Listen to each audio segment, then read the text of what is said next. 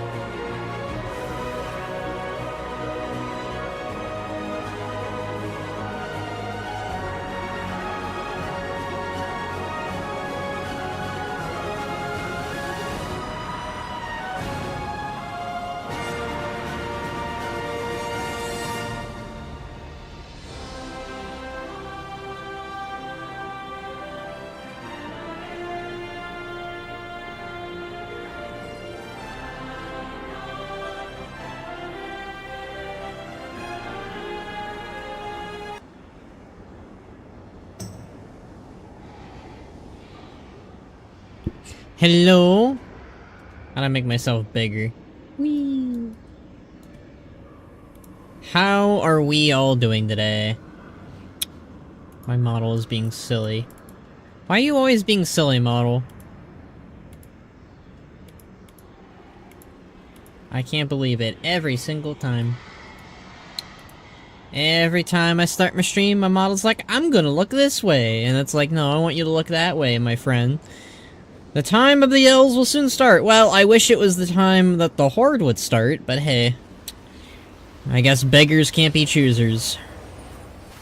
But I am going to, I am going to ask for it each time. For sure. Just making sure... Yes, it was. Alright.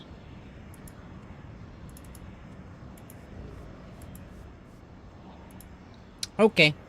I'm just gonna rip the band-aid off and we're just gonna start. I'm gonna drink my coffee, we're gonna do the raid, then we're gonna do the quests, and then it's gonna be A-okay. I'm sure one day the horde will rise again.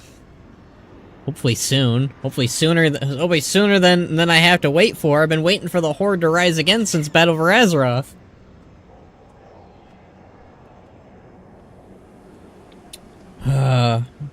Which in 3 years will be 10 years old. Alright, turn the music on.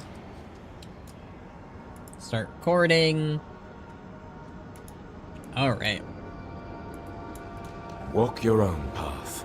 The Vanguard of the Light will pave a way directly into the heart of the Void Spire. If you are without an army of your own, I can provide a portal directly to the throne at its heart.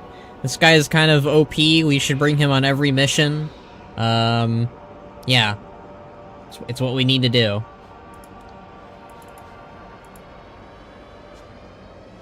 Actually, I could probably turn that...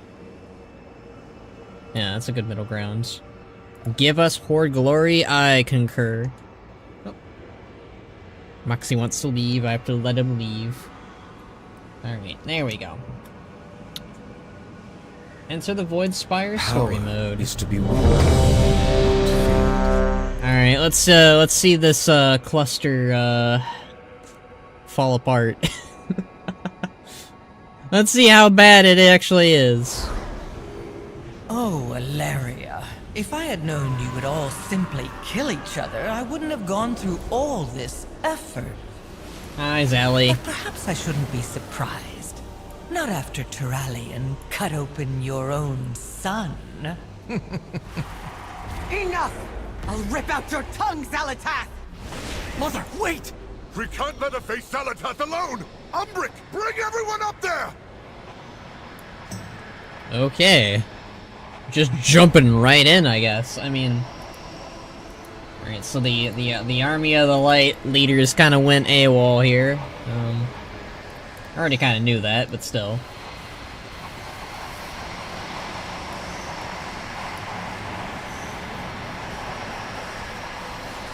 Very bubbly portal.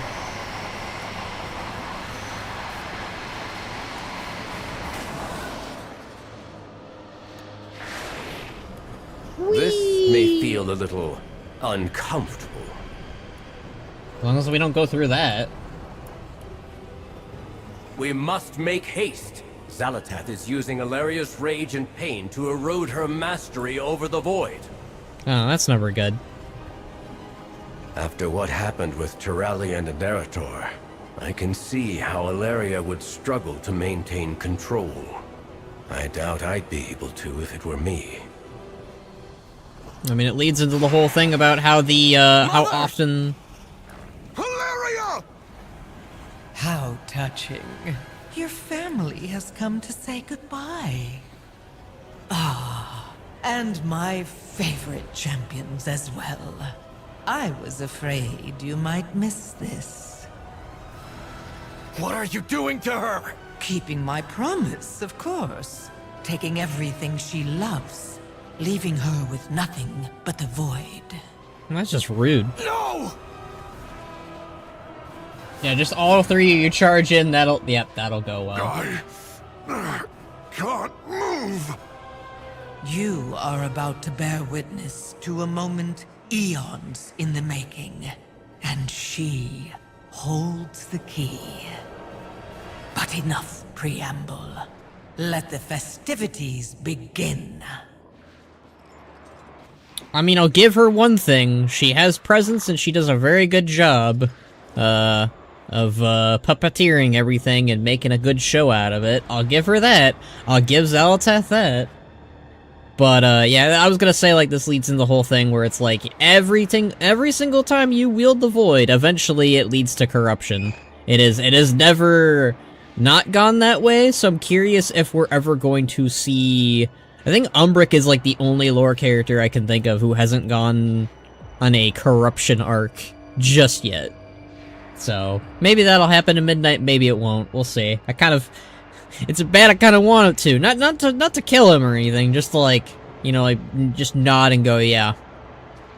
That's what I thought. Alright. Undying Sentinel. Undying Sentinel. Undying Sentinel. Okay. Let's start it, boys. Stay back! Do not interfere! Watch your step. You cannot break the Void's grasp. Grasp on you.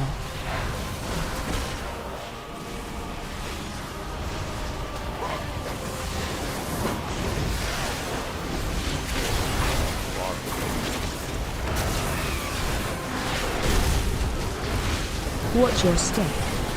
Alright, do we need to go... Interrupt. Arrow Don't knee. make me do this! Oh my god.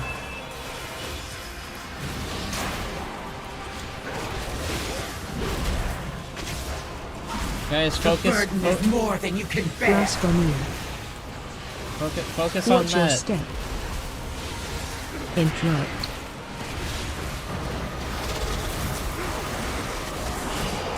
They're not listening to me. No one is safe! Valeria, I thought I was your favorite.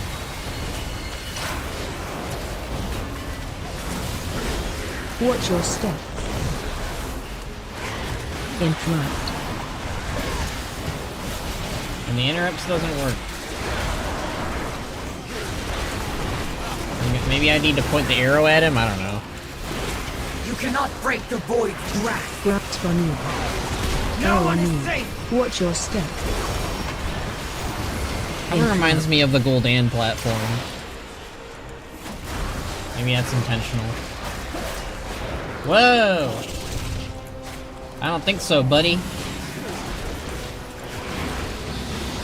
Did you see that? That was pretty cool. Watch your I step. thought that was pretty dang cool. Interrupt. No Arrow one knee. is safe!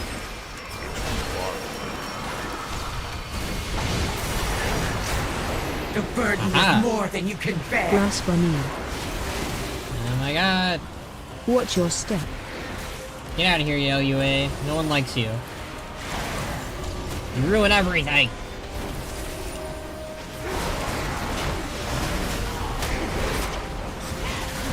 Arrow Don't make knee. me do this! Can I get a 2-for-1 deal? Watch your step. Nope.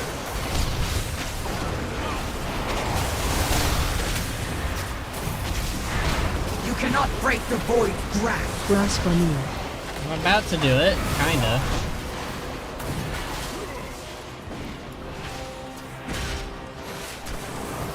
Watch your step. Wait. Hey, do your arrow thing, Valeria. Do your arrow thing. Come on. I believe in you. Safe! There we go.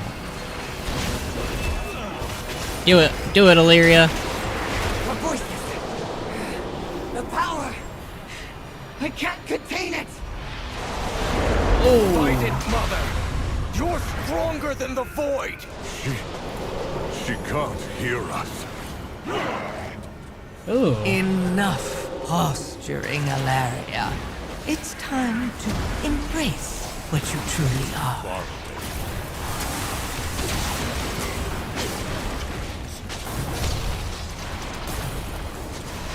Are you gonna do your thing?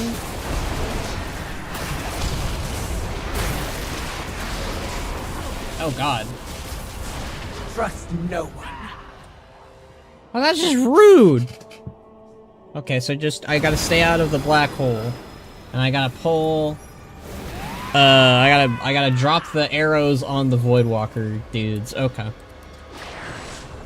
This may feel a little uncomfortable. Got it.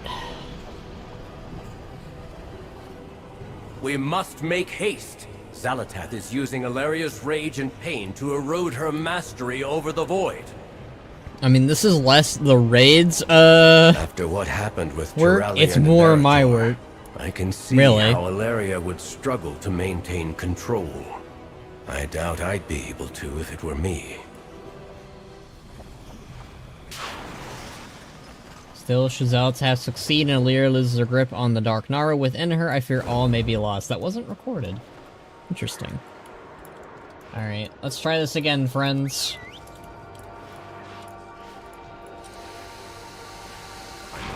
Stay back! Do not interfere! Watch your step. You cannot break the void's grasp! Blasphemy. Interrupt.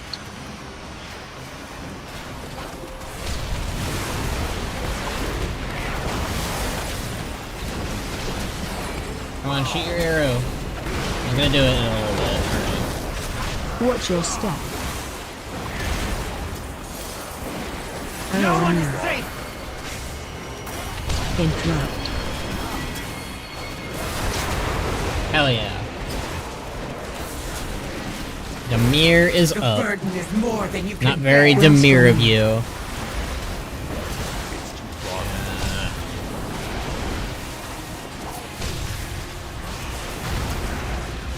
Interrupt.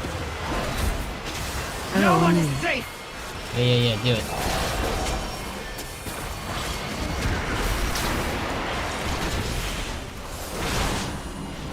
Oh, there we go. Last guy. Morium.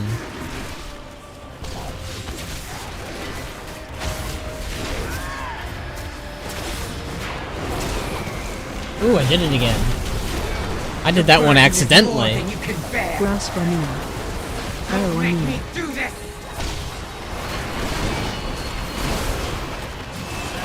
The voices!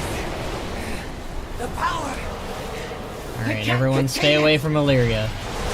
Find it, Mother! You're stronger than the void! She can't hear us.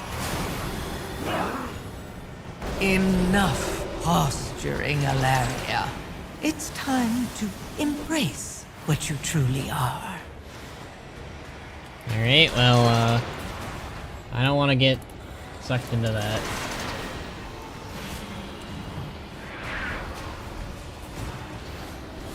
And then anyone who goes in there is torn apart. Fun. That's horrifying. Oh! Transformation time? That's crazy, but cool. Alright, let's go, Illyria.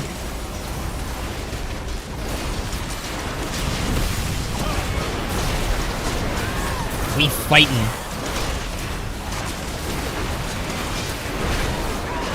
AOE Away while we incoming. can! At least she tells us. Like, she's not fully gone. Attack shield.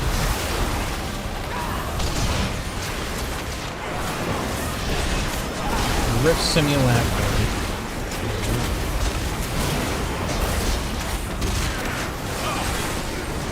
AOE incoming.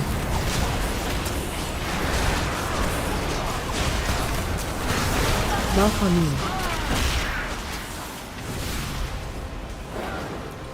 Look out! The ground is breaking apart! I can see that. Damn you, Xal'atath! Release her! God, there's orbs.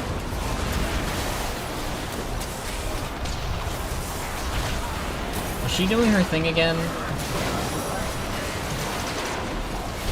I can't tell if she's doing her thing again. Oh god.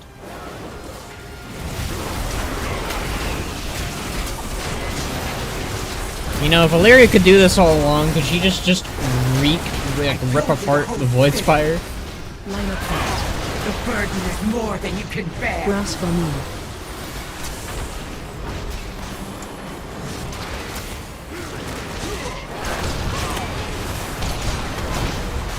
Like Banneret is the tank here.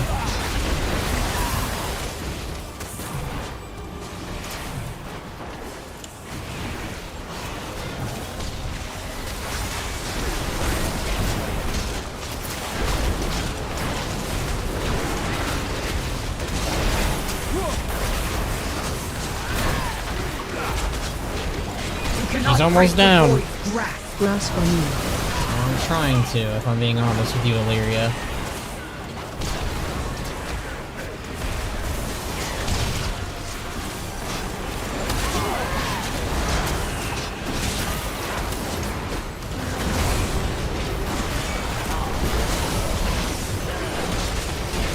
Blasphemy.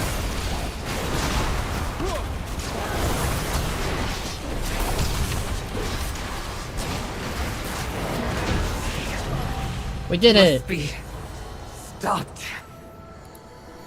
Cutscene time? Cutscene time indeed. Mother, hang on, my love. I'm here. And then Sally's like, nope! But you're far too late to save anyone.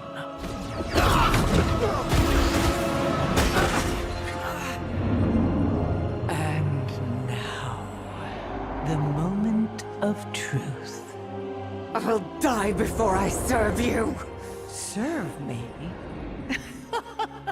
Despite all we've been through, it was never actually you that I required.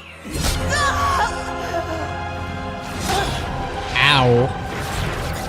I still want to know where that dagger came from.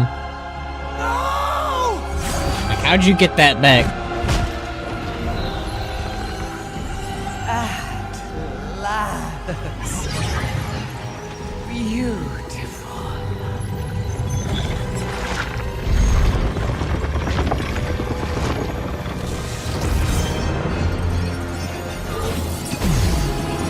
Behold!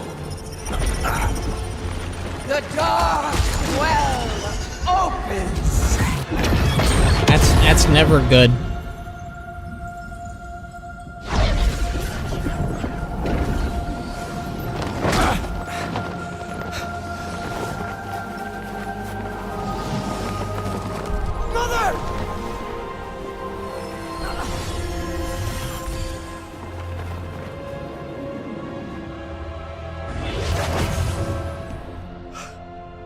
Mother.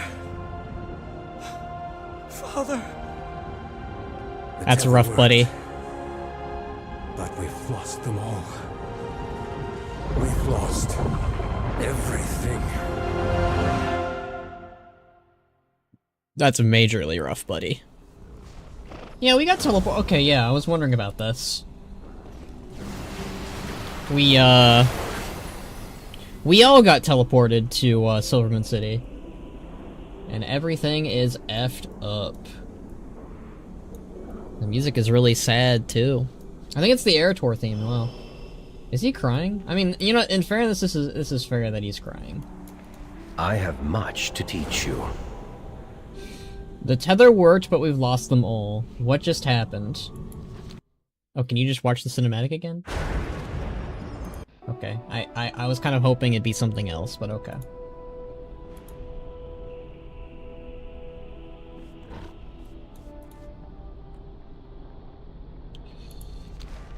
Mother? Father?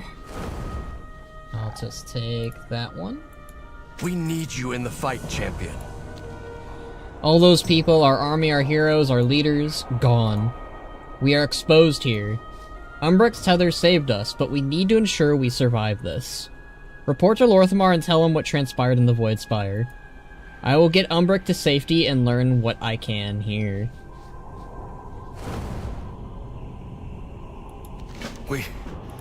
We need to let Lorthamar know what's happened. You go ahead of us. Okay. on to the next chapter then. That took us about 20 minutes, but that's pretty solid, all things considered. Okay, let's get the heck out of here. Preserve you, friend. Alright.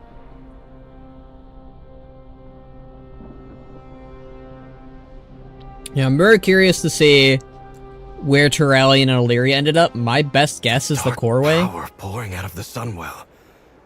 I can feel it even from here. And the music is really creepy now, and... honestly, all things considered, nothing really that bad is happening. I mean, obviously something bad is happening here, but like, I was expecting a giant void explosion, you know, all of Silvermoon would be fudged over, things are just really bad, but at the moment it just kind of feels like we're feeding the Sunwell void energy and it's gonna build into something? I think one of the, again, one of my running theories is that, you know, we see all around the land of Silvermoon, it's connected to the roots and blah blah blah. Obviously that is further proven with the light bloom, and how it's connected to the Heroneers or Herondar, and its roots, and what happens there. So, yeah, I'm thinking that with all the void energy being, like, shot through the lands right now, it's gonna go to the core way, and Azeroth is gonna get corrupted in this fashion, basically. That's my gandering. Alright. Hello, you two. Goodbye, you two.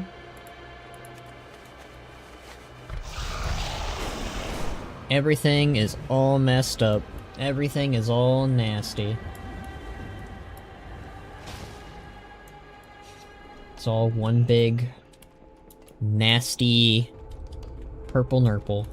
I mean, it's not really purple, it's like... what is that color? It's like...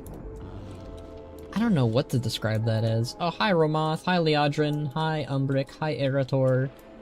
Hello everyone. You are not an NPC, you are a player.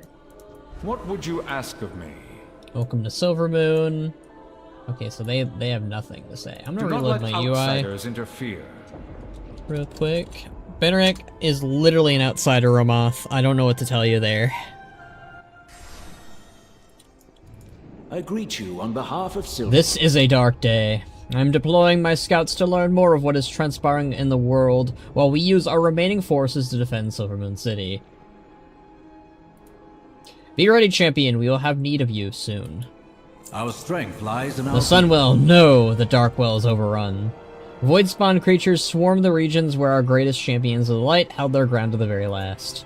Champion, can you survey Quel'thelas? Find any survivors. If you tag them with these tokens, our mages here will be able to teleport the individuals back. We must try to save as many as we can try. Champion, place these tokens on any survivors you find. They will allow my magisters to teleport them to safety. Duly noted.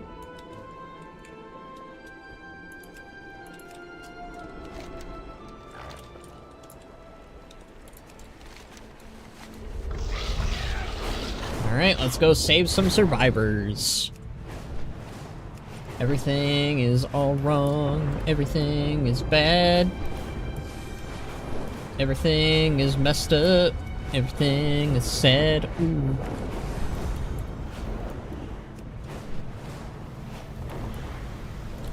See, it's not so bad over here, guys.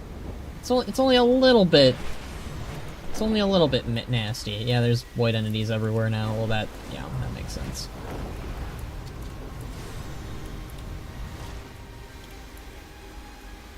Hi, Anduin. How you doing, buddy? The survivors suffer under a stain of void corruption. I do not believe we can count on their aid for some time. Alright, so Anduin is out of commission then for a bit, probably.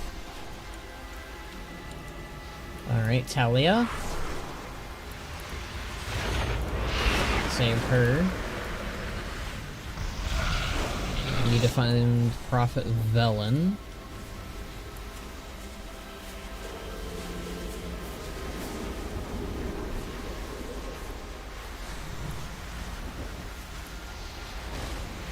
Moira.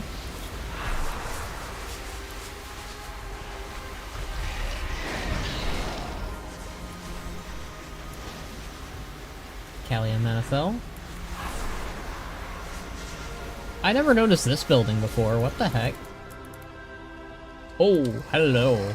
Oh no, no, no, no, no.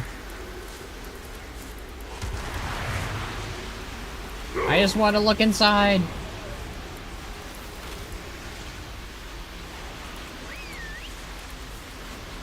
Okay, well there's just some void nastiness going on everywhere then.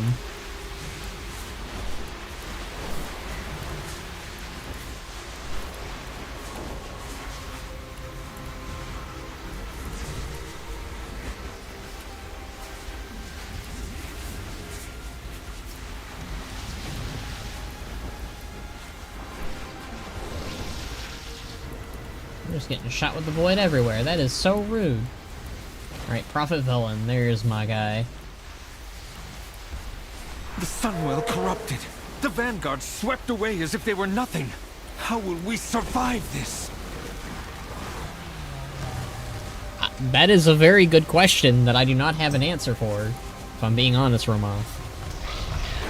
Alright, we need Farron Lothar saved, and another saved.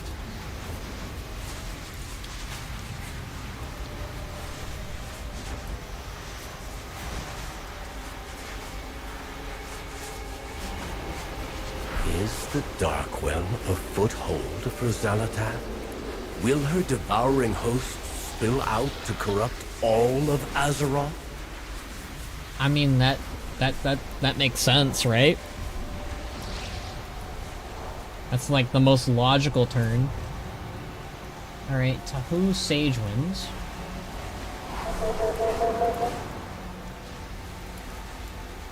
That's everyone that we could save. That's everyone I could find is the problem.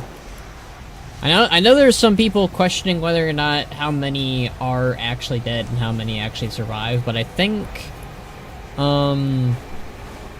realistically I think mostly everyone survived the Sunwell. Mostly. I don't know, Blizzard has their track record of killing off characters randomly isn't very high. Killing off characters in a cinematic or cutscene for sure, but there's a lot of important NPCs in the Sunwell, and I don't foresee them killing off random characters left, right, and center.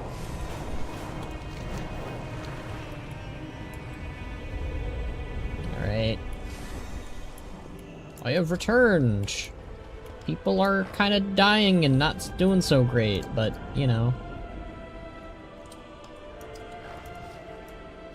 So few, but the ones you saved are more than I had hoped for.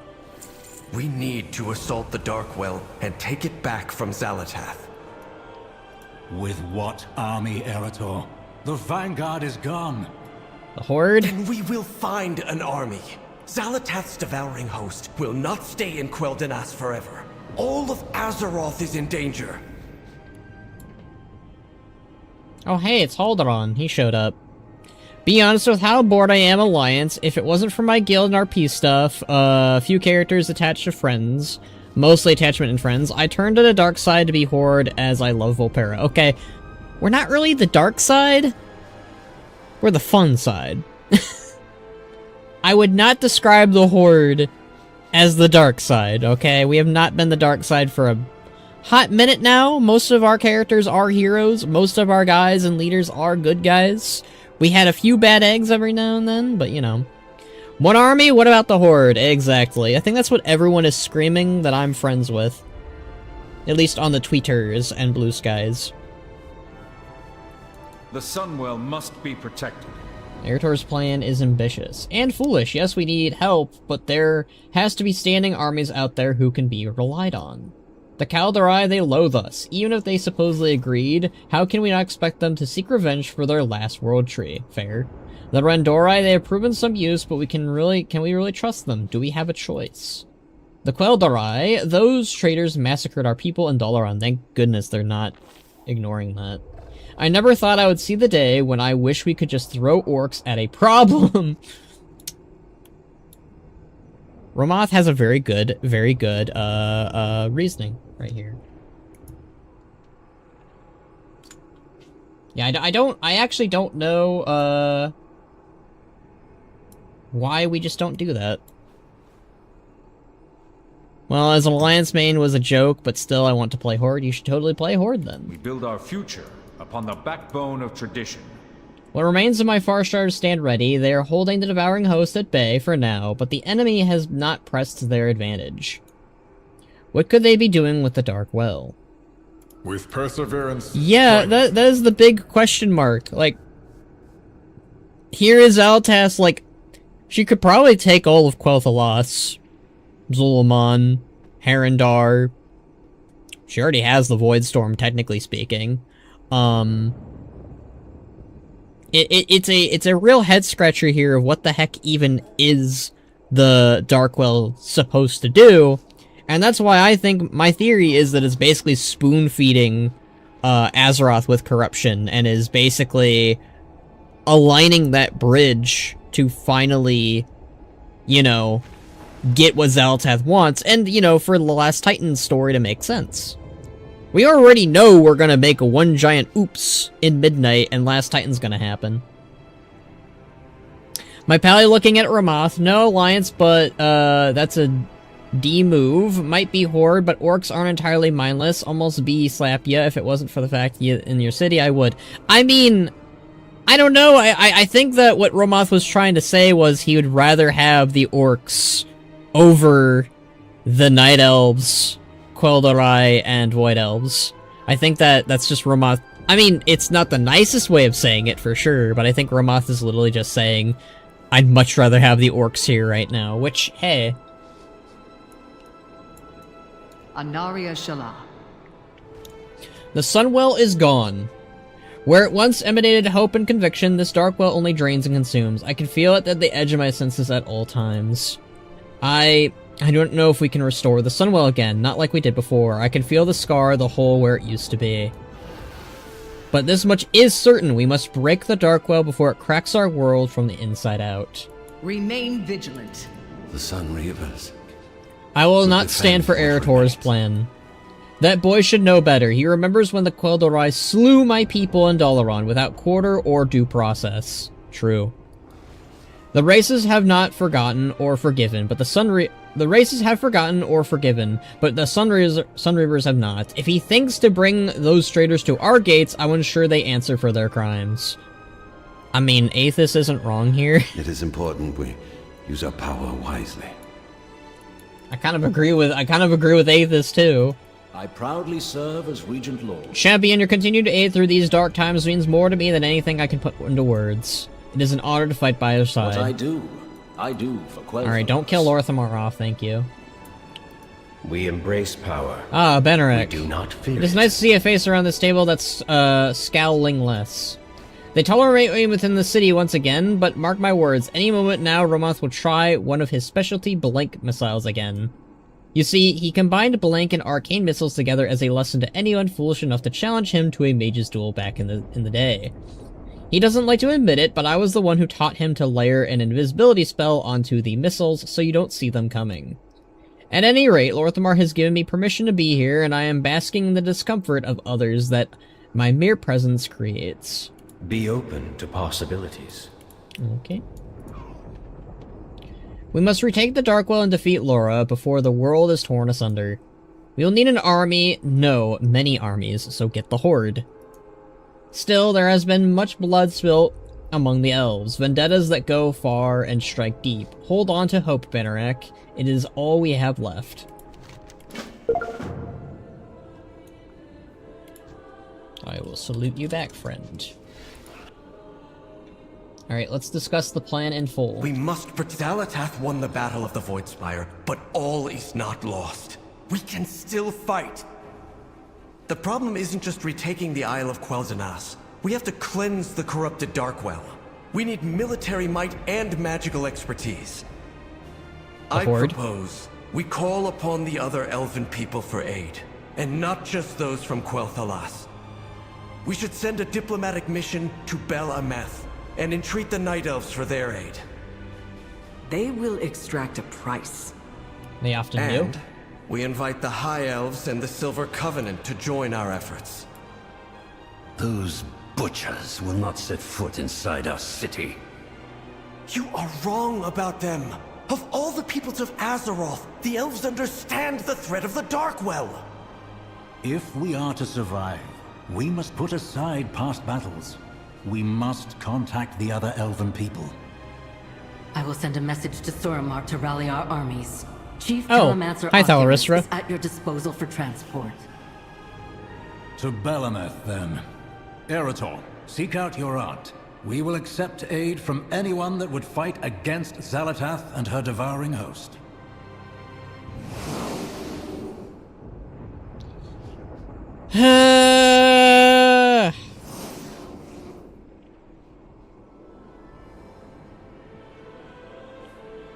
My Colterian ult having 25% Blood Elf, feeling lack Sunwell, and my Shadow Priest feeling a little more crazy. Managing keeping it together for now. I feel my mind slipping and I refuse to go. I will fight the Shadow. With Shadow as long and my mind intact, I will fight for what's left of the Sunwell. There's not much left of the Sunwell to begin with. Liadrin basically outright said it's gone. Like, all that remains now is the Darkwell, it sounds like. Yeah, so far, nothing about the story is adding up as to why they just don't reach out to the Alliance and Horde. This feels like... I'm surprised no one in the room is going, Eretor, that's a great plan, but, let's think bigger and better. Let's not just reach out for our Elven allies, let's reach out to everyone. Being Elven-specific in this room is hurting the situation, because Eretor's whole thing is like, okay, we need to let the past die, we need to negotiate, we need to work together, we need to, you know, make ends meet, and just, you know, it's for the good of the world, right? It's for the good of the Sunwell, it's good for the Silver Moon, blah blah blah, right? And that's all fine and dandy, but like, you can extend that further and go, okay, we need everyone. We need all hands on deck here. We need to reach out and get all elves. Sure, why not? I'm not against that. I'm for that. That's fine for the story. But the problem is you need to go further than that, and you need to go, okay, things are really bad here. Things are so bad, we need to lock in. And what do you lock in with? You lock in by asking all military might on Azeroth that you can acquire. I'm seeing people point out the dragon aspects. I think they're still busy lore-wise. Sure, though, you could probably bring them in. Why not? But my main thing that I lock into, and my main thing that I always complain about, is the Horde, and obviously the Alliance, too. I'm gonna throw the Alliance in here, too, because why not? But yeah, they should be asking the Horde. It's mind-blogging. It's mind-boggling that they don't. They're really leaning on this being a neutral elf expansion. They really are. I'm gonna be honest with you, as I've said for War Within, I like Midnight way more than War Within, at least, because it feels, at the very least, like they're using, you know, existing forces and existing factions and characters and blah blah blah that I actually do care about. Than I did in War Within, but it does still feel like the main issue, I think, with WoW's current storytelling is that they want to go for the neutral route of the story, but they're not treating it like I would if I was going to do a neutral story, right? If you're going to do a neutral story like this, it's better to acknowledge the Alliance and Horde than to not acknowledge them. I think that's the main issue with the current story, is they're not acknowledging either faction, and it's not great.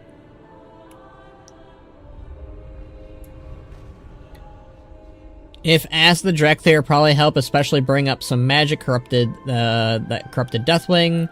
But yeah, if you that take that chance, whoop Void. Do not do the Void. It's very nasty. What is it?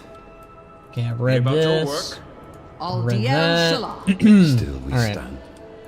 So, Alright, we're going to Belemeth.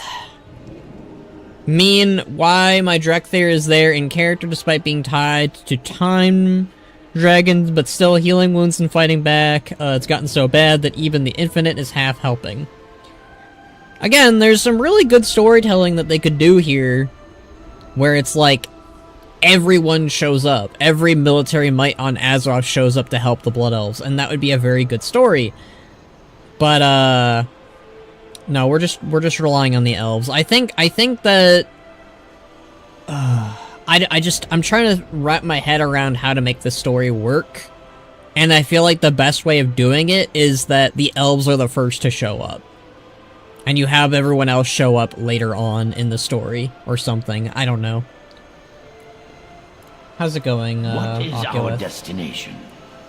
Silvermoon's anti-telemancy runes are exceptionally well made, given their lack of Ajaran techniques. It is quite intriguing and very effective. So effective that I'm finding I cannot delegate the opening of portals to just anyone if we want more than a few people to pass through. Should we win the day, I will need to incorporate these techniques into my own explorations into the offensive telemancy. So I think this is what everyone is pointing out now as to why we're not getting the Horde, which doesn't make sense either, because you literally have a portal to Orgrimmar just sitting there as well to Stormwind. So I don't know if that really makes any sense what Oculus is saying here. I think Oculus is mostly just talking about the current reinforcements. I don't think anything would stop the Alliance and Horde from stepping through the portals in the portal room. I know portal rooms are finicky at best lore-wise, but still, the Horde Alliance can still sail over, so there's that. I don't know. It's just, I think it's one of the biggest holes for the story right now. It's weird that they brought in the factions to help save some random rock dwarves back in the War Within, but not one of the most significant cities in the canon. In my take, we see Thrall and Jaina after the elves arrived, and they offer help as friends. Got it. Even without the portals, they could sail the Silvermoon. Exactly, they could still sail the Silvermoon. And if there's a problem with the ocean, then fine. But they could also fly to Silvermoon, because the Alliance and Horde have gunships. And if there's a problem air-wise, well then, I don't know. They can head over to a different part of the land and march across the land there. Like, I don't know. The problem that I have is there's so many ways around it, lore-wise. Like, oh, we have issues teleporting them in Silvermoon. Okay, can you use Lordaeron then? Can you use nearby capitals, nearby areas that we could literally, like, what is stopping us from using the Harrenir? See, this is what I would use the Harrenir for, okay? This is what you use the Harrenir for. The Harrenir have a connective network to each world tree all over the worlds. Okay? So you use their, and to my knowledge, it's not just world trees, it's every tree on Azeroth, I believe. So what you do is you have the Harrenir use their connection magics to the trees, to nature, and blah blah blah, and you have them go all over the world collecting everyone, and they pour through the trees in Eversong to go help out in Silvermoon.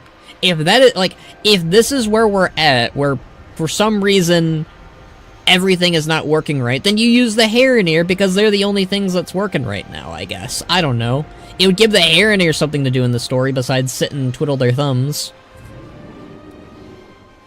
I mean, if nothing else, got Gilneas and Forsaken City, and they can march up from the Plaguelands if they can't sail or fly over. Again, what I'm arguing is nothing would stop us from teleporting in to those city capitals. Like, the only thing I could think of is Xal'atath is able to stop the ley lines from working, which she's never proven to do. And right now, what we're doing right now, you know, in simple terms, I feel like we could definitely do. It's respect magic, or it will break. the easiest answer that I can give you guys is that this was just simply not the story that Blizzard wanted to tell. Blizzard wanted to tell a story where it was about uniting the elves against Xal'atath, and that's fine and dandy, but I really think they dropped the ball by, once again, misremembering the Alliance and Horde. And they just keep doing it. It's frustrating. Alright, let's go to Belemeth. It's been a minute. Going back to the Dragon Isles. I'm kind of glad that we're going back to Belemeth, though. Why not? Oh, hi. You guys are not happy. How may I help? Be warned, Banneret, you travel with those who share responsibility for the burning of our last home. Okay, they're bringing that back up. We will allow you safe patches to speak with the High General, Chandra's Feathermoon, but we will not tolerate violence or threats. The Sin'dorei and Xal'atath are unwelcome here. Okay, now we're unwelcome. Remember that remember that and choose your words wisely. I think you need choose. It's supposed to be choose, not chose. Remember that and choose your words wisely, not chose. Friend. How may I help? Okay, those are all the same dialogue. Okay. And Oculus came with us on the other side of the portal. It's actually kind of nice to be back in Belemeth. I actually really like this place. I know some people are iffy about it, but I thought it was a very good addition. Alright. Whoa. Holy mother of NPCs, Batman. Once again, that accursed Sunwell has been corrupted by vile magic. Predictable. Nice to hear you again, Maiev. One of my favorite Night Elf characters. But she's not wrong. Hail, soldier. Banneret, I heard you were traveling with this group. Maiev is not pleased with the Sin'dorei or the Xal'atath, but she understands the reasons why they have come. If anything, that is fueling her anger. They say the roots of Teldrassil still burn. Oh no. That Sylvanas still walks the lands of death, searching for those lost in the fire that she started. And you stand here now at the side of some of those who could have stopped all of that. I also understand why you are here. Let us hope Lor'themar understands the gravity of what he asks of us. I do not envy Maiev's voice actor. Well, she's been doing this voice for a while. Serve well, friend. Alright, Maiev doesn't want to talk to us. That is quite the ensemble you've brought to my lands, Orc. Nature will heal. You have traveled so far to ask my people to march to yet another war. Maiev's fervor is blunt but not misplaced. While Silvermoon is under threat, let us not forget how many of my people burned when the Sin'dorei failed to aid us at Teldrassil. However, Belemeth stands tall thanks to their aid. Let each present their reasoning, and I shall then make my decision. Again, to remind people, Chandras is the new leader of the Night Elves since Tyrande and Malfurion stepped down.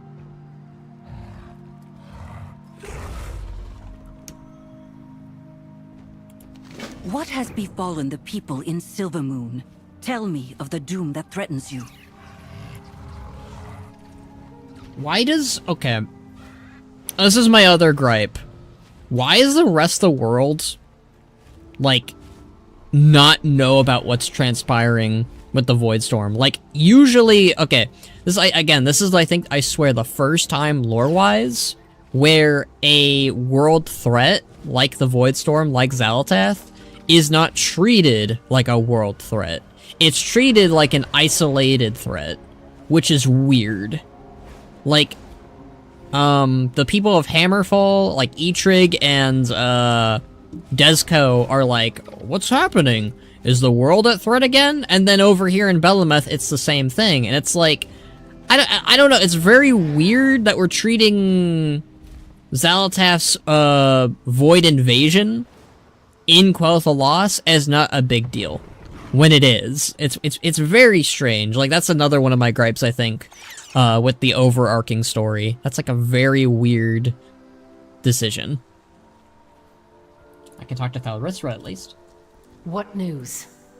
The Kaldorei aided my people in our time of need, just as I fought alongside their people in defense of Midrasil.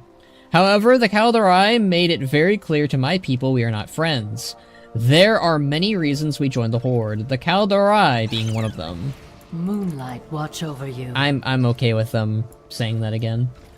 Baladash Malanore. This marks my first visit to Midrisil. Descriptions of its verdant splendor do it little justice. In my youth, I seldom appreciated the beauty of nature, even as I looked out my window of my study into Eversong. But now, after years of exile in Telegraph's Rift, well, I suppose there are some things that are far too easy to take for granted. We serve the Alliance. A Midrisil. It is strange, I have never seen it in person, but it feels familiar somehow. It took me a moment to realize why. The roots, Benarek. I recognize the roots from Herondar. It is quite difficult to wrap my head around the scope of even the youngest world tree. May victory be ours. What can I do? My parents may have maybe lost our armies broken, but that does not mean we are defenseless. We must stand together and call upon our allies if we are to prevail. So if you want to call upon our allies, call upon all of our allies, Irator.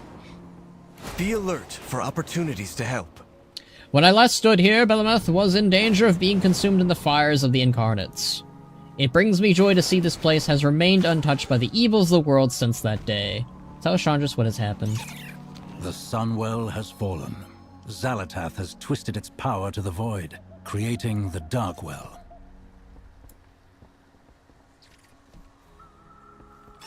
The shadows serve us.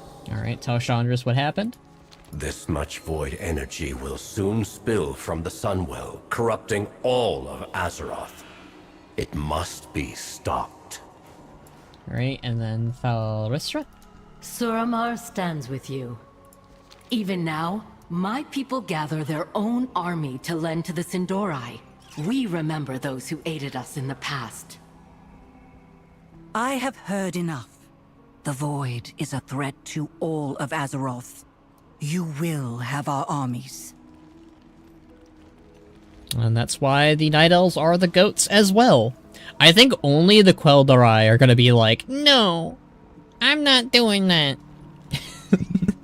I think that's what's going to happen. Oh. The Quel'theras or the High Elves have always been like, I don't know.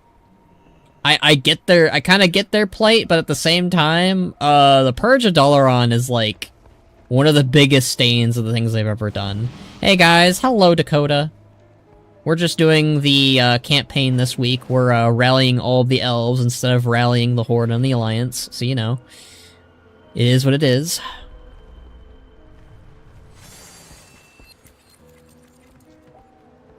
Very well, the Void represents a threat to this world we cannot ignore. Chandra sighs. I grow tired of yet another threat at the Sunwell that cannot be ignored. Tread carefully. If we are to muster for war, then there is an ancient we must bring with us, or they will never forgive us. They are a mentor to myself and nearly every sentinel who serves the Kaldorei. They are skilled in war, tactics, and rallying our greatest forces.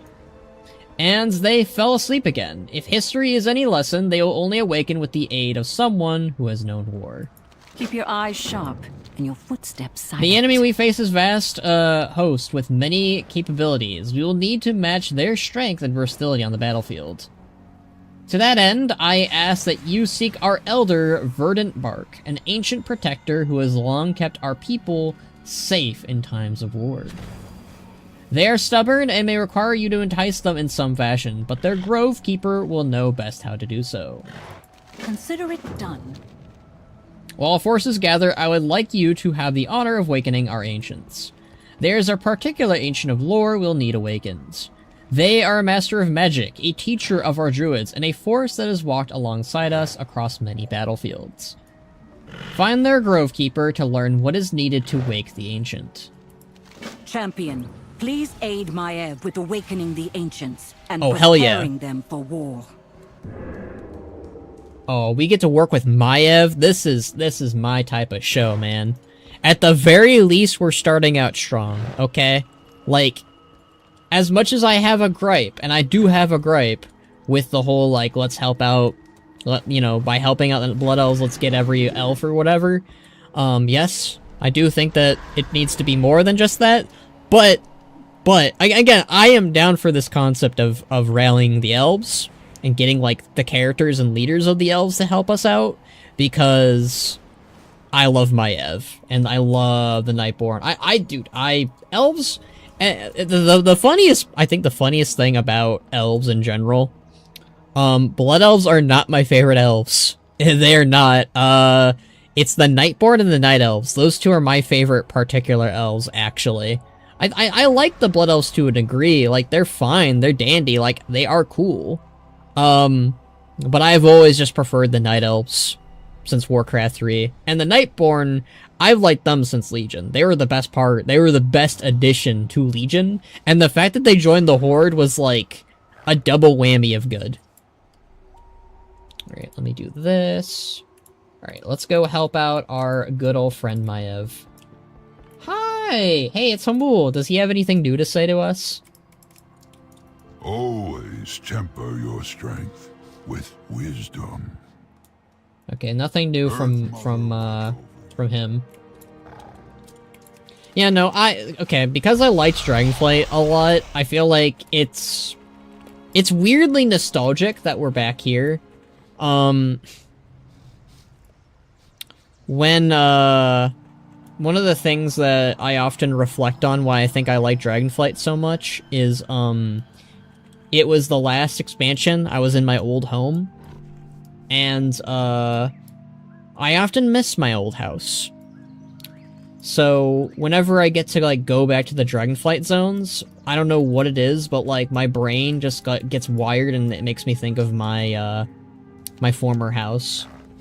And, I don't know, I just get very nice, warm feelings because of it. Dragonflight was it was the expansion I desperately needed after Shadowlands, and looking back, I'm really happy that we got it. The Sin'dorei continue the ancient elven tradition of not learning from their disastrous mistakes. She's not wrong. In times of war and strife, our ancient protectors have been an unyielding force on the battlefields. They take a lot of effort to rouse them. I will take the Elder Verdant-Bark's battle tenders follow you. Wait. I'll have the Elder Verdant-Bark's battle tenders follow you. Seek out any large stones and boulders that the Elder can fling at our foes. He is refusing to wake up until he has something to throw. Elden Verdant-Bark appears to be sleeping, though you notice one eye occasionally blinking open to look at you. I love that. I was really hoping he would do something like that. Yeah, I really like Belemeth. Ooh. Please tell me... Oh, I'm really hoping that we get, rock giants as, allies here. That's such a, Warcraft 3 nod.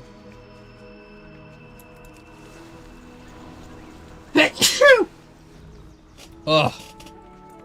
Sneezing.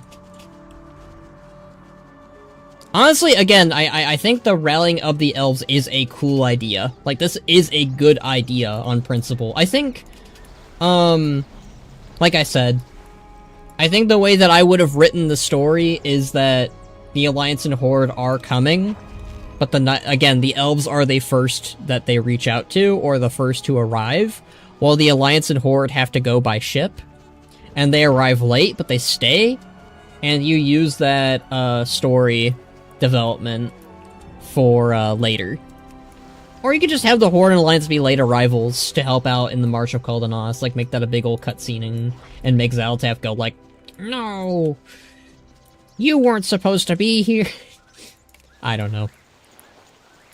I as a writer and a storyteller, I understand what they're trying to do here, but like at the same time, I'm like, look, I'm a big Horde fan. And I know for a fact that, I love this. I love this little detail of, like, the Trent's taking forever to hold the rock up. That's such a... That's great. I need to take a screenshot.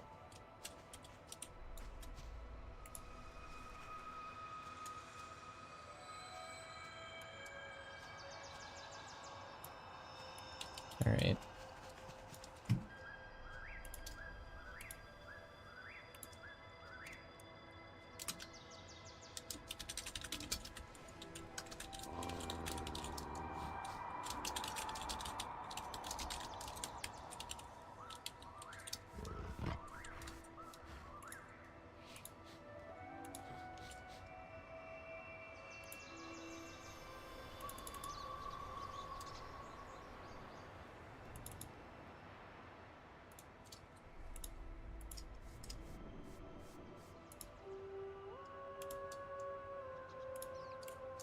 Yeah, I'm really glad to be back in Belemeth. I don't know. It's nice, you know? Being a Dragonflight fan is, it's just one of those things sometimes, you know? Hi, Maiev. Ooh, I can talk to Maiev. The Wardens are watching. The Ancient Protectors offer powerful siege utility in battles that will decimate the enemy's back lines. The Horde is intimately familiar with their destructive power. Oh, Maiev. I love you. Until next time. Present the throwing stones to Elder Verdenbark. It was the incessant need for a fount of power that destroyed our civilization and brought our home to ruin. She's not wrong.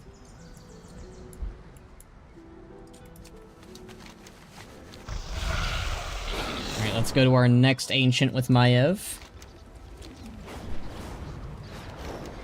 That's the other thing, like, the Night Elves are mentioning the Horde a lot in this questline, you know, for their role to play that they did in Teldrassil. Again, I feel like that'd be a very apt decision to include, like, Thrall and Bane and other stuff here, and, like, talk about that. I guess Lor'themar is, like, when I think about it, Lor'themar is one of the racial leaders that gave thumbs up to a lot of Sylvanas' stuff. Bane was unhappy with it. Thrall wasn't present for it. Gallywix is dead. The Desolate Council is kind of like the antithesis of being against what Sylvanas did, in a way. Not all of their members, but some of them, at least. G Firepaw doesn't really do anything and say anything regarding Sylvanas, but was clearly not a fan. Gaia Ra was, I guess, supporting, Sylvanas, so there's that. Thalrisra, Mela, Talanji were kind of iffy.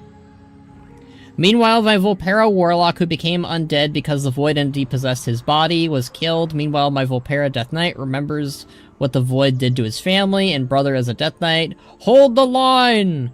Refuse to see it and take other families split because of accursed magics.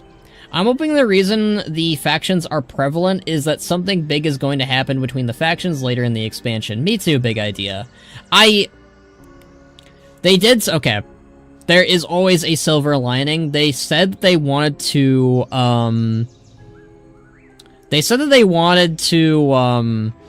include as many races as possible for the arc and stories of the World Soul Saga. And they said that Sylvanas is coming back, and they said that Thrall is coming back as big characters. So one can hope that will mean something down the line for factions, or at the very least, the races of the world. It seems... I think what this is what I'm guessing is happening with, Warcraft's current story and current arcs, is it seems like their current intentions are to do more racial-focused story than faction-focused story, which I'm not the most excited for, but it's one of those things where if they do it right, like if they do it as good as they did the Heritage questlines recently, then maybe it can work. Man, I wonder when Drekthar kicks the bucket. I love him, but dude's getting old. I've talked about Drekthar for a bit. He's very, very old. My speculation still is that the stuff that's going on with the Red Dawn, and the Red Dawn are very active right now in the Eastern Kingdoms. I think they're going to head to Alterac Valley, and they're going to attempt to take it, and I think during an ensuing battle, they're going to take Drekthar's life, and it's going to make Thrall pissed. And Thrall's going to be the officiated leader of the Frostwolf clan, but not only that, I think he is going to go fucking... I think if the Red Dawn kills Drekthar in the way that I think they're going to, I think Thrall is going to go pissed off mode, like we saw with Garrosh, but way worse. Way frickin' worse. We're going to see like him go Avatar state yip yip, and he'll just decimate the Red Dawn. That is, like, in my opinion, the perfect setup for a very, very good story, and a very good moment for Thrall. Because Drekthar is old. Oh, he will? Drekthar was like a father? Drekthar is one of Thrall's last mentor figures left. Ogrim is gone. Grommash is gone. Drekthar is all Thrall has, and Drekthar was Thrall's shamanistic teacher, but also he was who helped Thrall understand what his family was like, what it was like to be a Frostwolf. So I really think that would be a very good story to tell for Thrall in particular. It gives Thrall a moment, it gives Drekthar a moment. I mean, Drekthar is old anyways, and he is going to die at some point. I think him dying to the Red Dawn is a far more interesting story than him just dying of old age. Now, they can do the old age story too. It'll be less angry and more sad, but either or. Speaking of the Red Dawn, I expected the Maghar village to get destroyed. It was an awful idea to set up a shop so deep in the Alliance territory. No.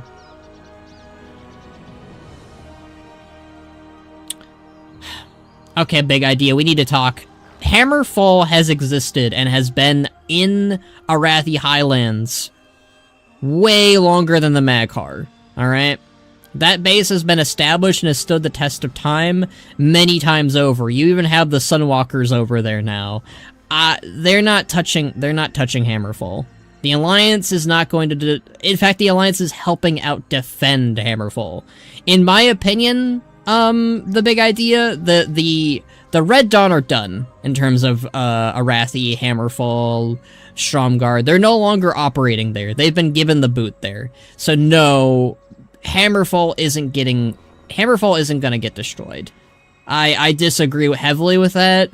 The Maghar setting up shop in Hammerfall is completely, in my eyes, logistical, and also, like, again, Hammerfall has stood the test of time. It's lasted longer than Stromgarde has, somehow. It was originally an internment camp that was made. It was the place where Ogrim Doomhammer died, obviously. But it got refurbished and remade into an even stronger base, but now the Maghar are also living there now. You have the Sunwalkers and Dezco helping them out. You have the Alliance totally in favor of Hammerfall being there and not messing with it.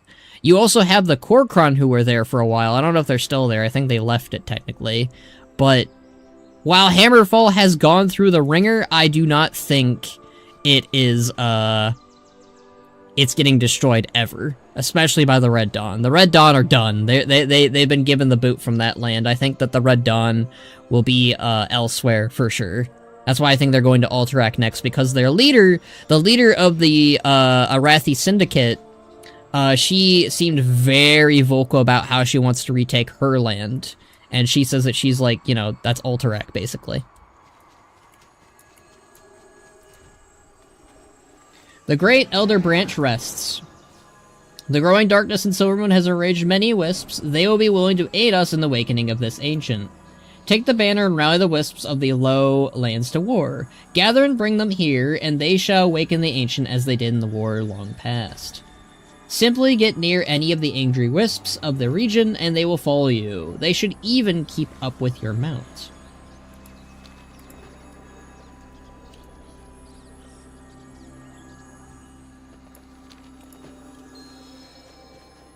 How you doing, Maiev? Alright, Maiev is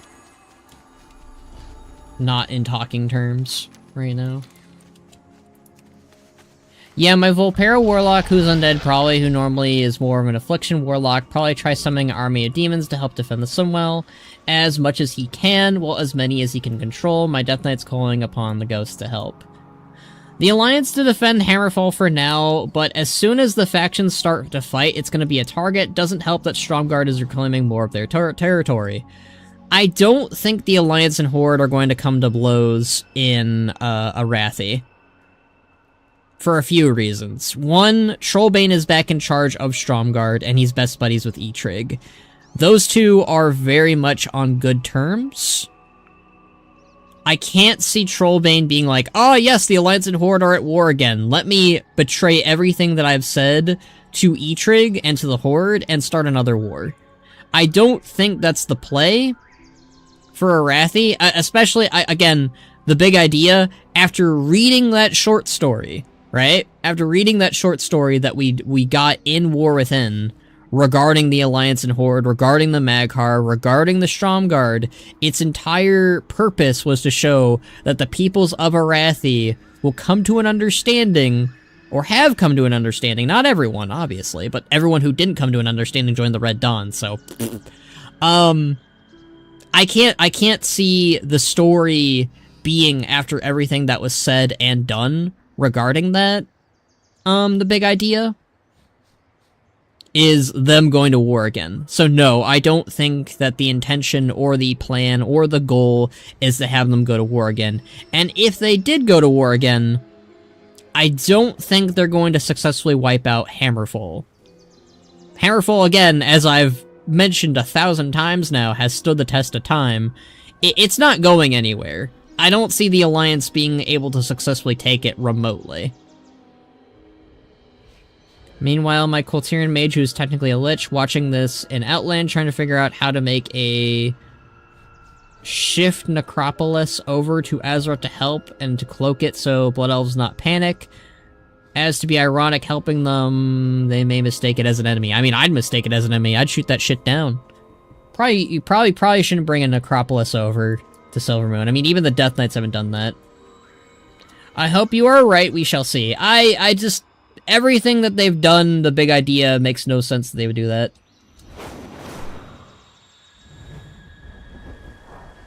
Do I need to fly into the... Okay, there we go.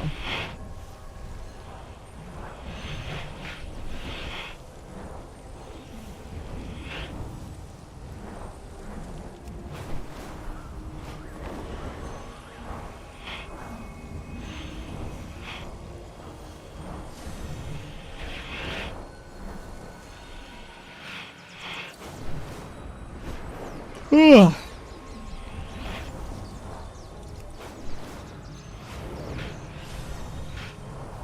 I did not get a lot of sleep.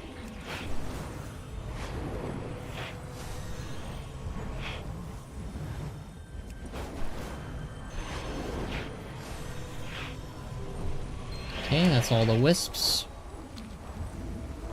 Yeah, he is my druid and rogue grandpa, and Quel'thelan warlock. Technically, he is the great-grandpa. Holy moly. Bannerak is only a grandpa. He is not a great-grandpa just yet. But give it time and age, he probably will be a great-grandpa, let's be fair. Once again, the Sunwell invites corruption and calamity. How many times must its mere existence imperil our world? Again, I'm kind of on my Ebb side on this one. Like, time and time again, the Sunwell has proven to be, disastrous. Let's just give the Blood Elves some Arcan Fruit and they'll be fine, right? Right?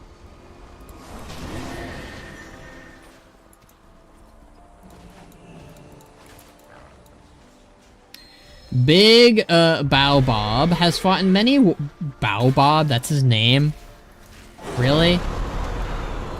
Big Baobab has fought in many wars on behalf of the Kaldorei.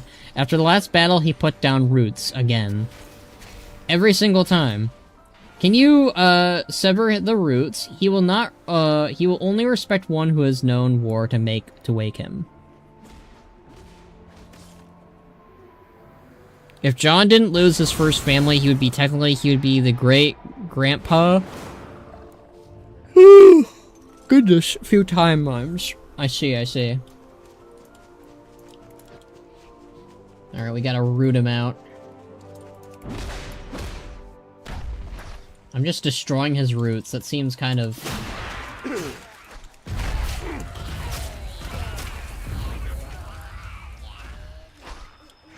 What kind of name is Baobab anyways, like for real?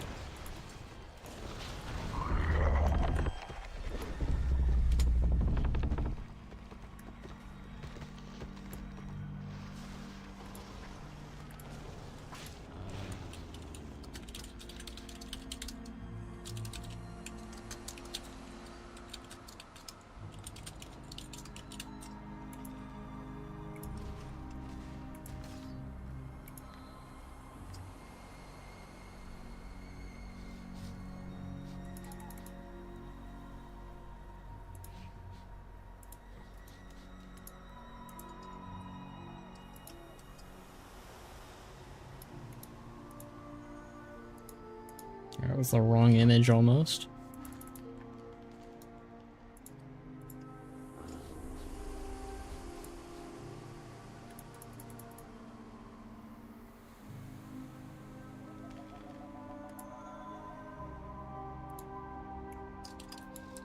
If John didn't lose his first family, he would be technically, I already read that, need to be better.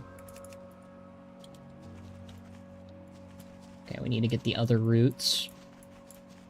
And destroy his little tiny podlings for some reason.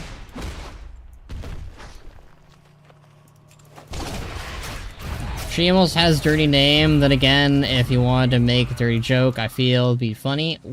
What about his name is a dirty joke? Baobab? I'm missing something.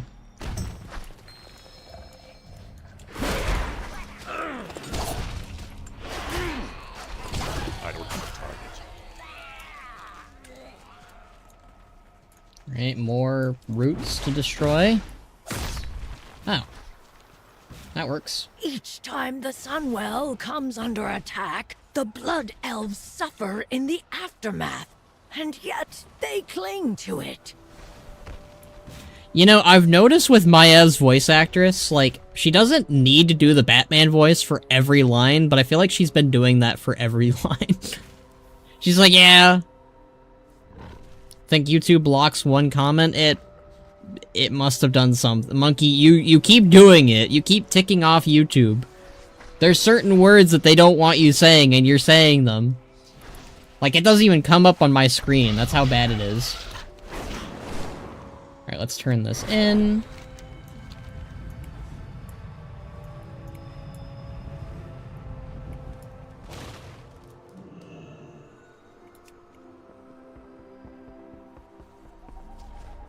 The Kaldorei forces make this fight possible, but we will need more allies to be assured of victory. Yeah. Like the Horde.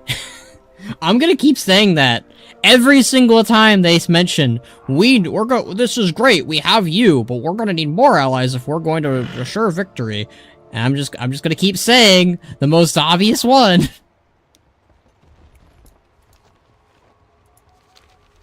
Well done, Banner Blades. Now the forest marches to war. Alright, that's some stuff to sell. Said, oh! I said boob and turns that into letters. Thought Big Baobab was boob. My mind went dirty for a sec. I need to be better. You do need to be better, monkey. What are you doing? I didn't even think of boob. I think of Bob. Like, I was like, his name Bob. Wow. Wow. I think one of the biggest complaints I've heard about the story is the lack of Horde presence. It's aggravating. It's one of the big things that we complain about here on the channel. I think in this particular sense it makes sense, though, that everyone's aggravated. I mean, everyone is shouting and pointing at their screen, grabbing their monitors and shaking it, and looking at every one of the elven leaders and going, why are you only going for elves? In a way, it's the most fitting story for the Blood Elves, because the Blood Elves are so high and mighty and think that elves are the best. It's funny, but this is Erator's idea, so it makes Erator look bad. Like,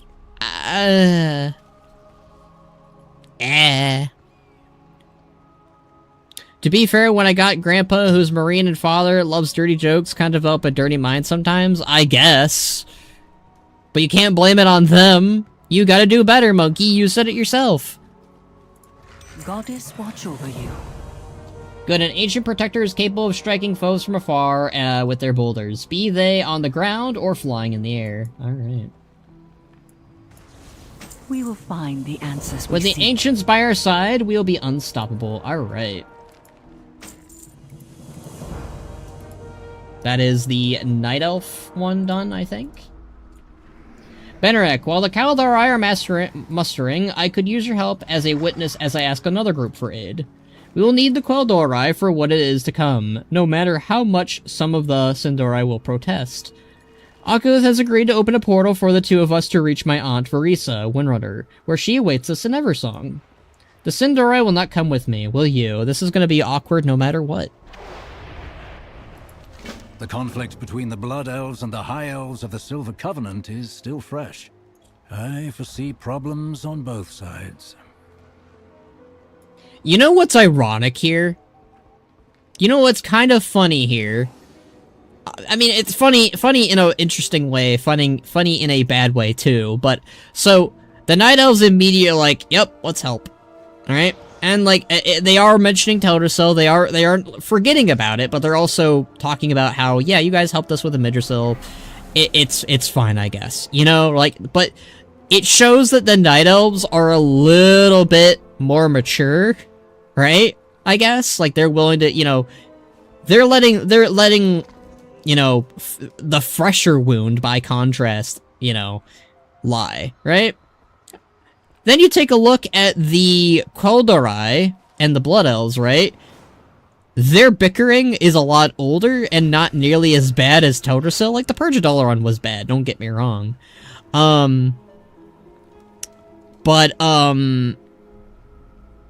It's not as bad as Teldrassil, right? But, like, they're treating it like it's worse than Teldrassil, and they're also treating it as far more recent. And, like, granted, it was 10 years ago, and, like, for elves, that's not that long, not much long of a time, but compare that to Teldrassil, that's a lot more fresh, a lot, you know, I think lore-wise, it's like, I don't know, 8 years, maybe? That was 8 years ago, I think, lore-wise? I could be wrong. I'm not good with times. I think it was more like 6 years ago, but whatever, yeah. Ancients are on the side, would be unstoppable. Local warlocks and fire mages probably join the void. Right. I mean, ancients can take a beating, monkey. Like, fire can only go so far with an ancient. We saw that in Mount Hyjal. Like, yeah, you can burn an ancient, but they'll still stand for a while. Anyways. Let's do a quick stay a while and listen. We protect those we love. Safe travels. Negotiations must be precise. Like a sentinel's glaive, we will have much to discuss. You and Lor'themar have much to discuss. Lor'themar, I've attached no conditions to my aid. A corrupted Sunwell is an existential threat that cannot be ignored. Both our peoples have moved beyond the conflicts of the past. A hopeful sign for the future. However, this marks the third time that evil has descended upon Quel'thelas and placed our world in peril. True. Should we survive this crisis, I ask that you do not attempt to reignite the Sunwell. It is time to find a different path. I agree. You said there were no conditions. None for our army to join the battle. But the Sunwell invites catastrophe and conflict. For the sake of your people, you must let it go. You can't ask that of me. The Sunwell defines us. Without it, we were nothing. Weak and powerless. We Keldori once faced a similar fear. Losing our immortality was a cruel fate. And those who sought to regain it committed terrible crimes. Illidan! Believe me when I say that I know how you feel.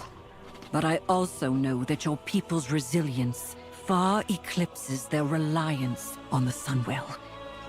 I will consider it. I'll be honest with you. I already know what's coming, alright? This is a spoiler. I know what's coming. I know what happens after the Darkwell. I know what happens after the Sunwell. This would have been a far more interesting lore development, right? Of them basically letting go of the Sunwell, letting go of a font of power.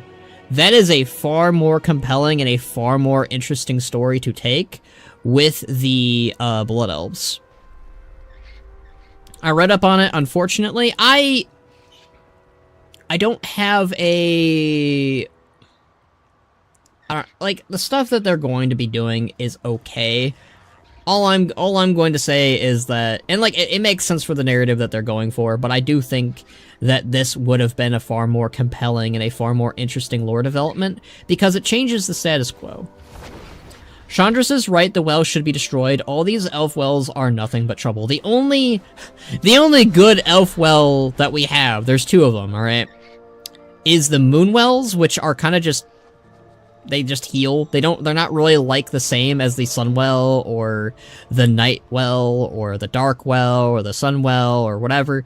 But the other one is technically the Well of Eternity. So the Well of Eternity was destroyed. However, Illidan made a new Well of Eternity and Mount Hyjal or Nordrassil grew from it.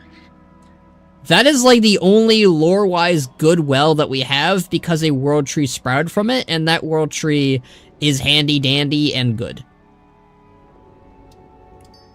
Okay. Let's go talk to the High Elves, my least favorite of the elven kind and peoples. Is that the old Silvermoon portal? It is the old Silvermoon portal, that's kind of funny. Oh, he's helping. That's kind of cute. I think that's actually really cute. Alright, let's go talk to the High Elves. Again, they are my least favorite. Have you made a discovery? Why, hello, adventurer. You know, there is a fine line these days between respecting someone with immense telematic craft and taking advantage of someone with immense telematic craft. Should we win a reprieve, I need to increase my priority on training apprentices. How did you beat me through the portal? I thought there was a Grummel, actually, in the zone. That would have been funny. Well, I would love to go into the details of temporal juxtaposition and my own astral quantum state. I am too tired from holding these portals open. Suffice to say, with this method of teleportation, I am both here and there, and yet in neither place, until you observe me. I believe there is an apt metaphor involving a cat in a box that one of my students referred ages ago, but I forgot how it goes. May your path be clear. Okay, that's kind of funny. I know what is coming as well. I'm hoping Blizz is going somewhere with this, decision. I don't know. I think it's the safest option, if I'm being honest with you. Like, it's not the best option, but it is the safest. Yeah, if was High Elf my race, lost 9% of my race, some of my brother and sister, aka Blood Elves, who years later and decided to go and purge some of my people, killed my own sister, brothers, I see them as traitors. High Elves are... I don't know, I never really understood why they hated their own kind, why they hated the Blood Elves. Like, it's like, oh, you're using the Fel, and it's just like... Okay. But, like, if we don't, we become withered. If we... Like, it's one of those things where it's like the High Elves are even more high and mighty than the Blood Elves, which is a dangerous trait, and it's honestly something that I wish was pointed at and actually used for a story beat. I doubt they're going to do it here, though.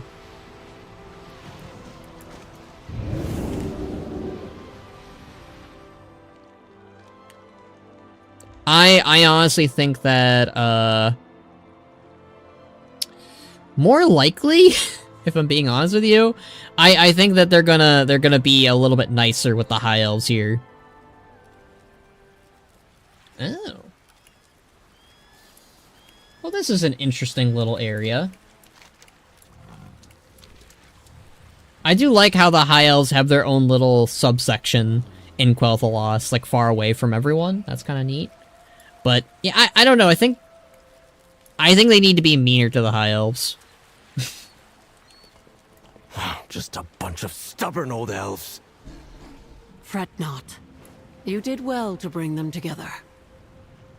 Bruh. They... I hate that they're okay. I'm be honest with you here, okay? I'm be honest with you. If anyone of the elven leaders who should throw a fit about there being elven unity, it should be Verisa. Verisa has been one of the most long-standing characters to constantly berates the Horde, berates the Sunreavers, berate the Blood Elves. She instigated the Purge of Dalaran. She is the one. Everyone likes to pin it on Jaina, and you know what? That's fair. Jaina was going through some shit that day, alright? But Varisa was the one who was like, ah, yes, finally, we can purge these Sunreavers from Dalaran. Like, Lady was, like, ready to throw down and murder instantly, and she tasked the Alliance to do that. Like, I'm sorry, but we cannot change history here and pretend that Varisa is all of a sudden, you know, all happy and giddy to be working with the Horde again. Working with the Blood Elves again. Working with the Sunreavers again. Like, the fact that Aethys is the one throwing a little bit of a fit over it, you know what, good on him for that, but I am surprised it's him, considering. I don't, like, I haven't forgotten how cold she was during the Purge when reading the quest text. Oh yeah, like, Varisa, in my opinion, had more psychopathic behavior than any of her sisters combined. Like, let's give Sylvanas a benefit of the doubt. Becoming undead and becoming a Banshee and becoming, you know, as she was a traumatic experience, and everyone knows that when you become undead, your emotions become very, very cold, and you become a little bit distant, right? And, like, sure, Sylvanas wasn't the greatest person in life either, but she was a decent person in life. That's the big thing. Like, we see that even in Shadowlands, for crying out loud. So, the fact that the youngest of the Windrunner sisters, the one that doesn't have undead, doesn't have void creeping in her brain, said that and did that without much remorse is more chilling and more concerning. Like, I don't know, like, yeah, I get that she was grieving because of Ronan's death, but man, she lost it. I feel like she was far, like, Jaina was more justified than Varisa in that quest's campaign. Like, Varisa was treating it like every single Sunreaver in existence killed her husband when it was just one. Like, she has never gone after Thaylen Songweaver. That man is still out there and is unaccounted for. Yeah, this was the era behind the start. Helm was Outbounds, was considered Quel'thelas. Seems they use the tiny area. Also, fun fact, the Blood Elves speak to them. Mutation still taste of fell off ya? Mutation still tastes the fell off ya? Okay. I'm guessing that's what you said. But yeah, I do not think that Varisa should be the one going like, he, at least you tried, or like, oh. That I really hope that she throws a fit about this alliance in this quest line. It makes sense for her. Come on now. Don't make her all of a sudden be like, yeah, we need to work together. Like, she has never been like that. The only time she was like that was with Vol'jin, and that's because Vol'jin's a G, and that was before Ronan died. Like, unless she got a really good therapist since Mista Pandaria, she was throwing a fit recently in War Within. So hey, I doubt it. Benary Bladesna, surely you remember my Aunt Varisa. You were with us at the ruins of Dalaran when her visions of the Void assaulting the Sunwell first manifested. She and her Silver Covenant remains of the Quel'thelas as they once were, still will provide invaluable in the fights to come. Hey, I doubt it. Hey, you know what has more numbers than the Quel'thelas? You know how many, you know who is probably more useful in a fight right now than the Quel'thelas are? Maybe the Horde, maybe the Forsaken, maybe any other race that is in the Horde would be far more numerous and far more helpful than the Quel'thelas or the Silver Covenant. Evening, sir. Hi, Box. We're just going on a rant about the Silver Covenant. I hope you're having a good day. The Horde! Yeah, yeah. Yeah, we've been ranting about the Horde not being mentioned at all in this entire questline. It's quite frustrating. The Pandaren, even. Yeah, let's get G-Fire. I would much rather Eretor being like, we need to get the Pandaren here ASAP. You know what? That's a better story, too, because the Shadowpan are experts in dealing with the Shah, which are a manifestation of the Void. So you know what? And, like, that's what Rathian used. So you know what? Box is right. Instead of the Silver Covenant, let's go get the Shadowpan. Holy shit. It's good you are here. We should not let history define us in the present. My aunt knows this lesson better than most.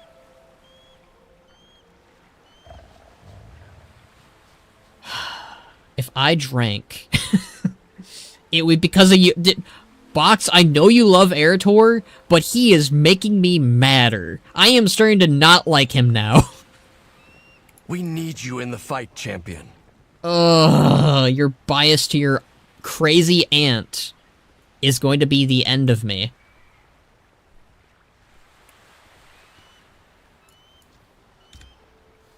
Quel'thelas will forever be our home. The time to return has come. I don't think you've earned the right. I'm getting the distinct impression that the people writing the entire rest of this expansion are just different people writing this main plotline. This is such a disconnect. Yeah. Yeah. Yeah. Still, I think you might be right on the money.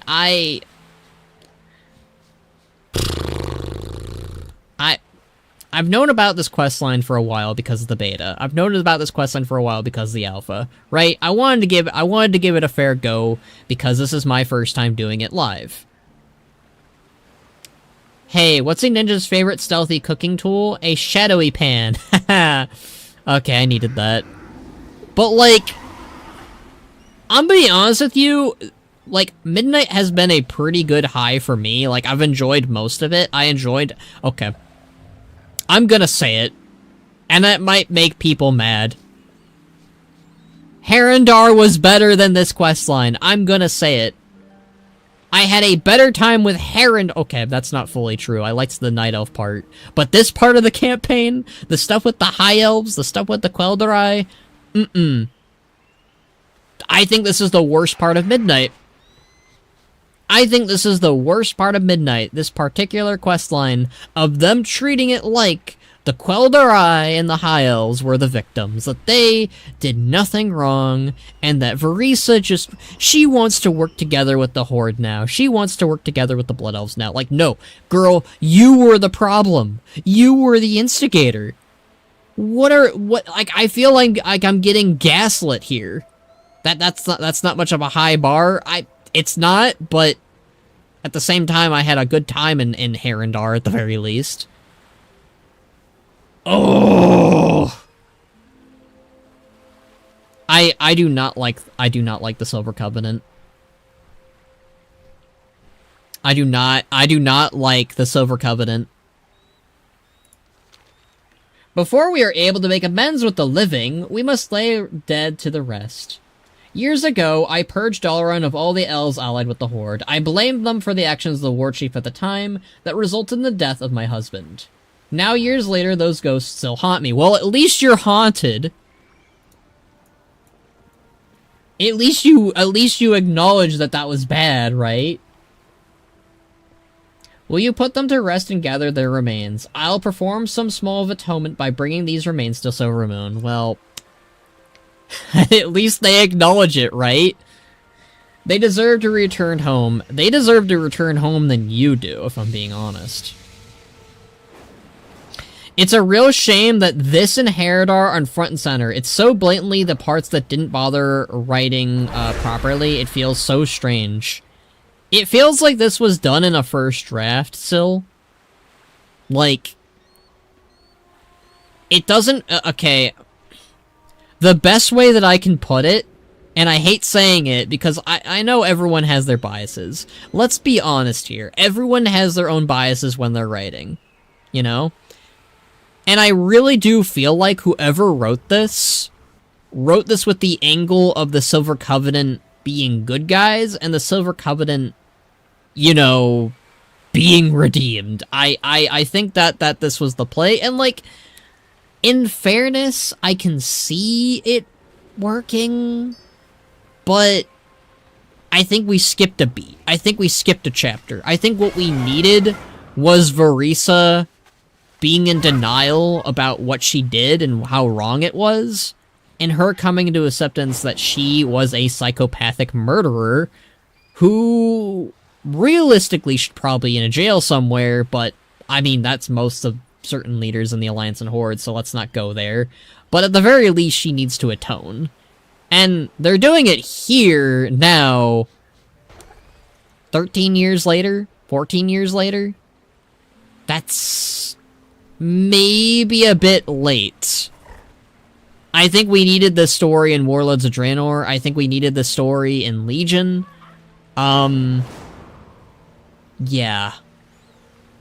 I don't know. It feels either a different character should have been used for this, or something. I think what we needed was literally any Varisa development in the last 13 years before now to make this work. Yeah. No, you're right. That's kind of where my brain was headed anyways, but you're right, absolutely.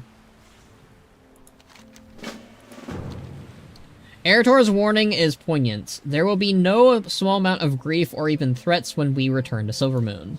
I suspect Aethys and his Sunrivers will bar our passage if we even enter without preparations. To that end, I have saved some precious remnants of our shared history from before the demise of Dalaran. Would you please gather them for me, Banneret?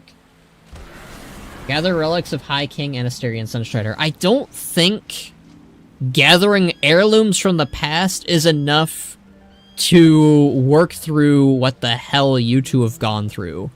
Like, again, I'm at least appreciative that the story is treating the Sunreavers more as the victims here. Good on them for that, I guess.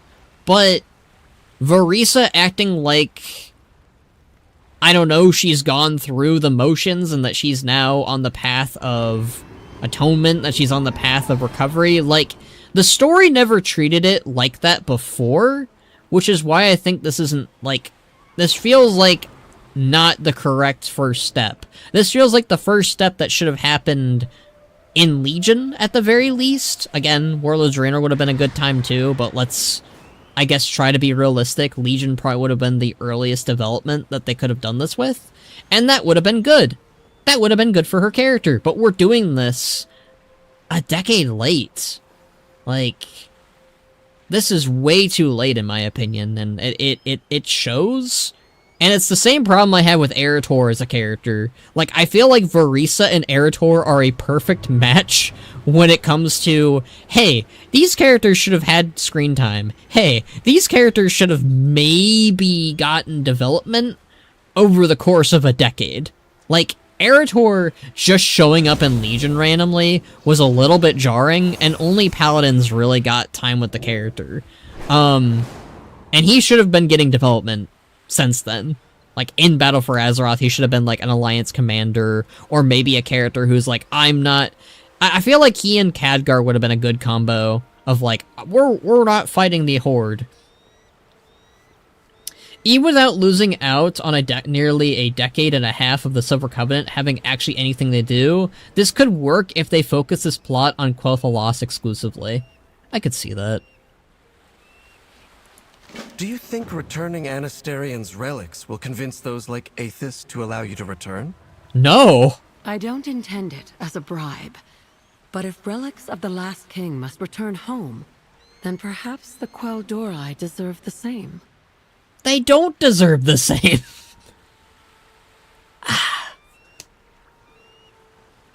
you got, like, they can't... I'm sorry, but, like, you showing up to help defend against a void threat that is probably going to kill everyone on the planet is nice. It's a nice gesture, right? It's the first step. But you can't act like your Purge of Dalaran business is, I don't know, nothing? Like, in my opinion, at the very least, this little corner here that they get at the very, like, border, like, underneath Windrunner Spire, that's what you get. Like, in my opinion, that's all you deserve. In my opinion, what I would have done is I would have had these guys, give me a little bit here. I gotta find the place. Is it the Hinterlands? Yeah, so I would have them stationed in Quel'thelas Lodge, this questline. And what I would do is, for them doing this act of helping out with, Quel'thelas and Silvermoon, yeah, you get this little piece of land. You get this little piece of land, you're welcome back in our lands, but you're not welcome back in our city. Not after the Purge of Dalaran. I feel like it's funny, but some things should just not be forgiven so easily. Like, the Purge of Dalaran was not something pretty. But no, we still have the Night Elves and Nightborn to shove in here for no good reason to take up time. Like, okay, the thing is I actually like the Night... It's ironic, Syl. It's really ironic, right? But those two are probably my favorite additions of this questline. Ironically, my least favorite addition is the High Elves. After this, I'm more than ready for the Imani to get the spotlight. I need a break from elves. Fair. Elves aren't really my cup of tea. This is very much working against the grain for me. Like, I like the Nightborn. I like the Night Elves. The Blood Elves are okay. The High Elves are my least favorite. Really. So, you know. Light preserve you, friend. We should not let him... Okay, I already read that. Stay a while and listen. Okay, what do you guys have to say? I was young when Quel'thelas fell. I don't remember much about King Anasterion. He ruled for thousands of years. From the troll wars against the Imani, to his heroic sacrifice against the Scourge. He was 1,000 years old? Damn. Anasterion is revered by both Blood Elves and High Elves. He is a symbol of when our people stood as one. After Anasterian's sacrifice, our people were split apart. The Blood Elves stayed in the ruins to rebuild, and did terrible things to regain that feeling of power. We High Elves could not abide what Prince Xal'atath was asking of us. We left during our people's greatest need. We have also done terrible things since then. Would anything have been different? Good, she acknowledges it. Anasterion had survived. It doesn't matter what would have been. It only matters that he was a symbol of a united, powerful Quel'thelas. We need that now. You know, Anasterion wasn't the only one who died defending Silvermoon. Despite what everyone says, I wish Aunt Sylvanas were here to join the fight. But I suppose her days as Ranger General truly are a thing of the past. All things considered, maybe that's for the best. I mean, we would have maybe had a more Horde addition to the cast, but... I mean, that's a complicated thing that is hard to touch and hard to talk on in general, but, I guess the good thing about this questline is that Verisa is not acting like the victim anymore. She's acting like, yeah, I did some terrible shit. I'm glad they're acknowledging it. I'm glad that that's what the direction that they're taking with the character now, but previously, that's not how they wrote her. They wrote her as someone who was vexed, who was done, who wanted blood against the Blood Elves and the Sunreavers. Like, that's how they wrote the character, and now that we're reaching this unity plot, she's all of a sudden like, yeah, no, that was bad. I was bad. Like, I don't know. I feel like, I don't know. I feel like, I feel like it could have, like, she should have been doing this in War Within at the very least then. Right? I feel like her character could have started to act a little bit starting to different, you know, along this path of like, you know what? I was a little shit. I did some bad things I'm not proud of, and I need to atone for it. Like, that's what I would have done as her arc in War Within. And then it would bleed into Midnight and be like, yeah, This is the act that I'm on. I want us to unite. I want our peoples to no longer be divided. See, that's how I would have done it. If we need to put her on that arc now, I would have started it in War Within. But in War Within, she was throwing a fit still about Dalaran, about our part that we played in the Purge of Dalaran. And our part that we played, by the way, as Horde, was rescuing civilians and fighting back the Silver Covenant. Like, yeah, we took the Divine Bell for Garrosh. Sure, I guess.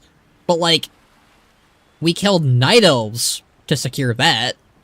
If anything, the Night Elves should be pissed at us for the Divine Bell stunt. But our role in the Purge of Dalaran was defenders. Was saving people. And she was throwing a fit about that? The Night Elf and Nightborn edition is better done, sure. But I feel like it's undeniable that they didn't need to be there.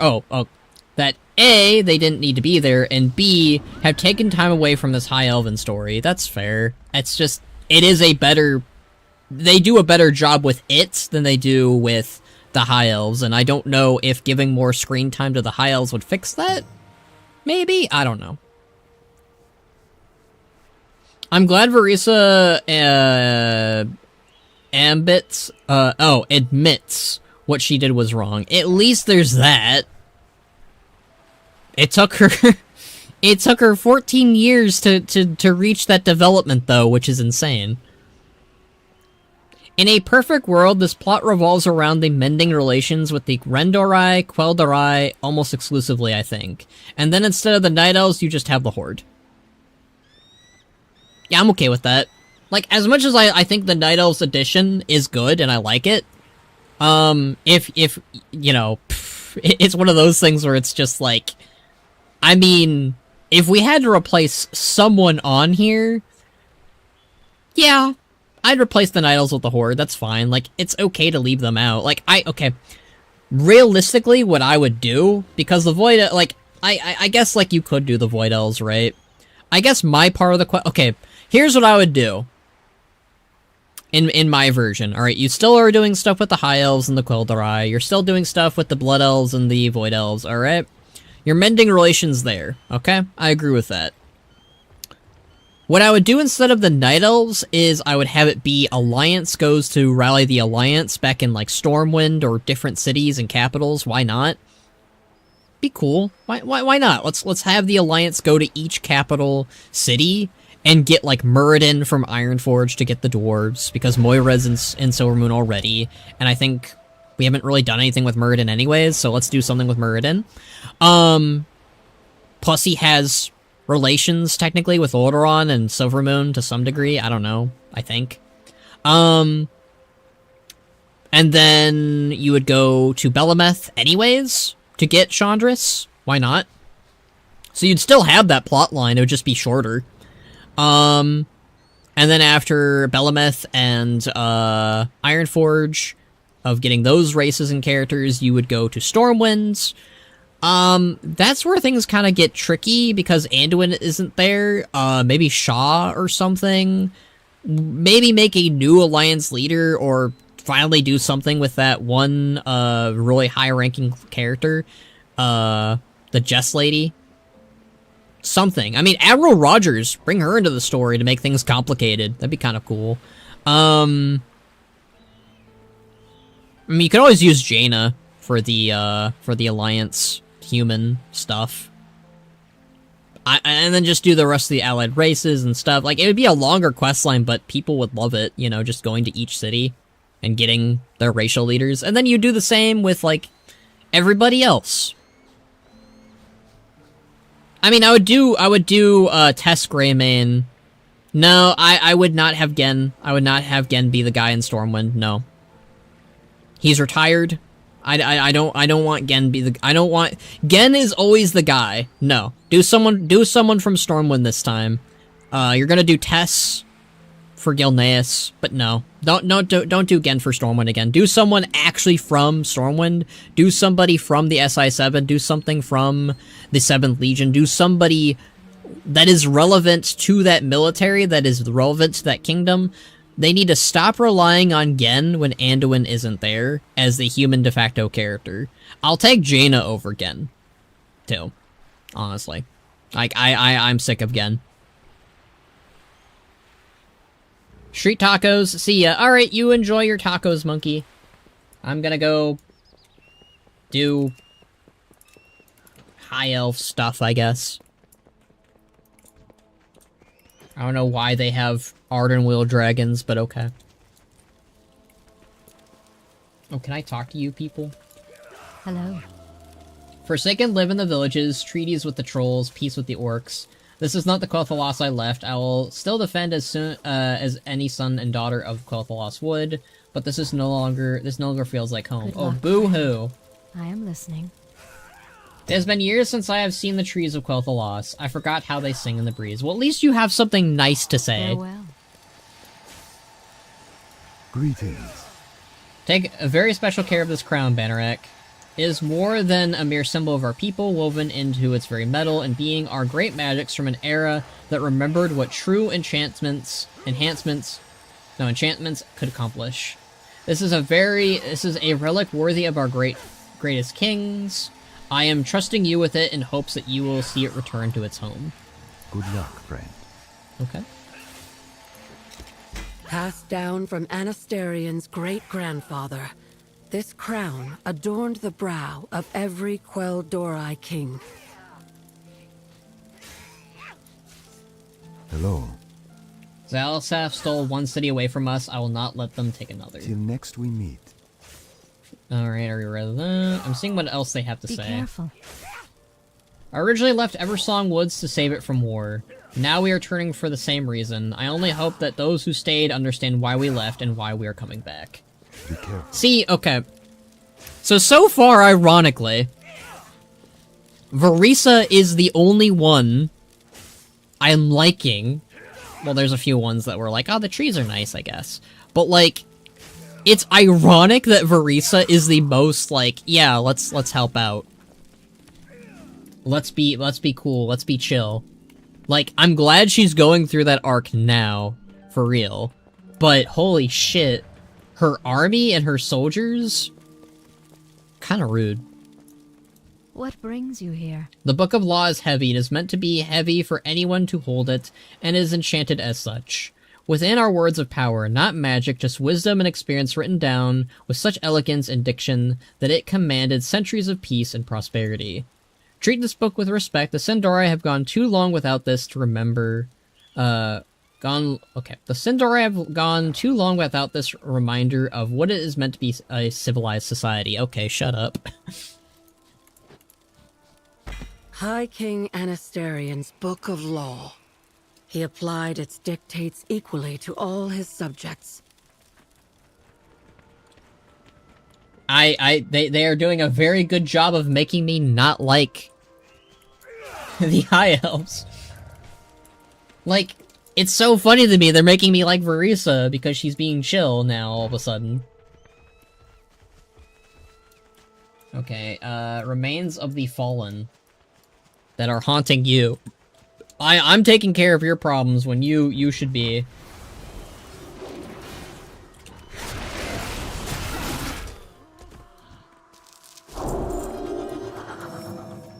Like, shouldn't Verisa be the one dealing with her grief, dealing with this? Oh.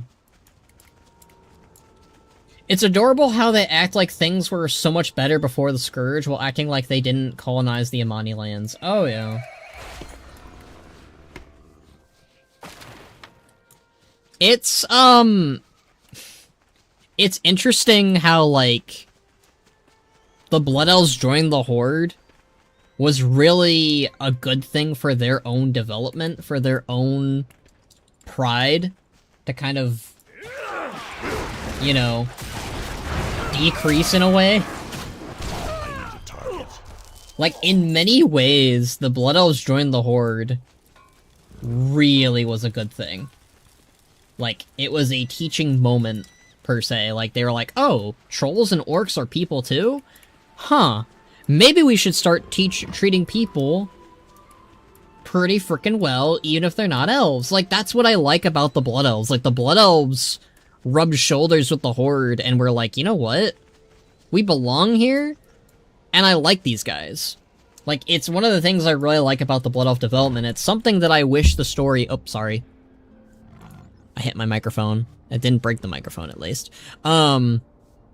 It's just, it's one of those things that I wish the story was more about for the Blood Elves in particular, and if you're playing on a Horde character, that the story is more about, how much the Blood Elves have really acclimated to the Horde, and how much the Horde and the Blood Elves like each other. Like, that is the perfect story, in my opinion, that you tell. Sincerely, I think this questline has cemented for me that after Last Titan, they need to just not do a main story for a bit and do purely side quests instead, because this was such an easy slam dunk. I don't know about that. I still want them to do main story quests. I still want them to do, you know, chapters and shit that I enjoy. Like, it's ironic. Not ironic. It's I would say, so far, the main story of Midnight was good. Like, it was fine. But they dropped the ball with the Elven Unity plot, which is insane to me. Like, okay, the Elven Unity plot with the Night Elves, and probably the Nightborn, is probably gonna be fine. But the stuff with the High Elves feels the most forced, and the most, I think as you said it, Sil, it needed the most attention. You are right, that is why they are superior to High Elves. I never really liked the High Elves. I think the main problem with the High Elves is they've gotten no development.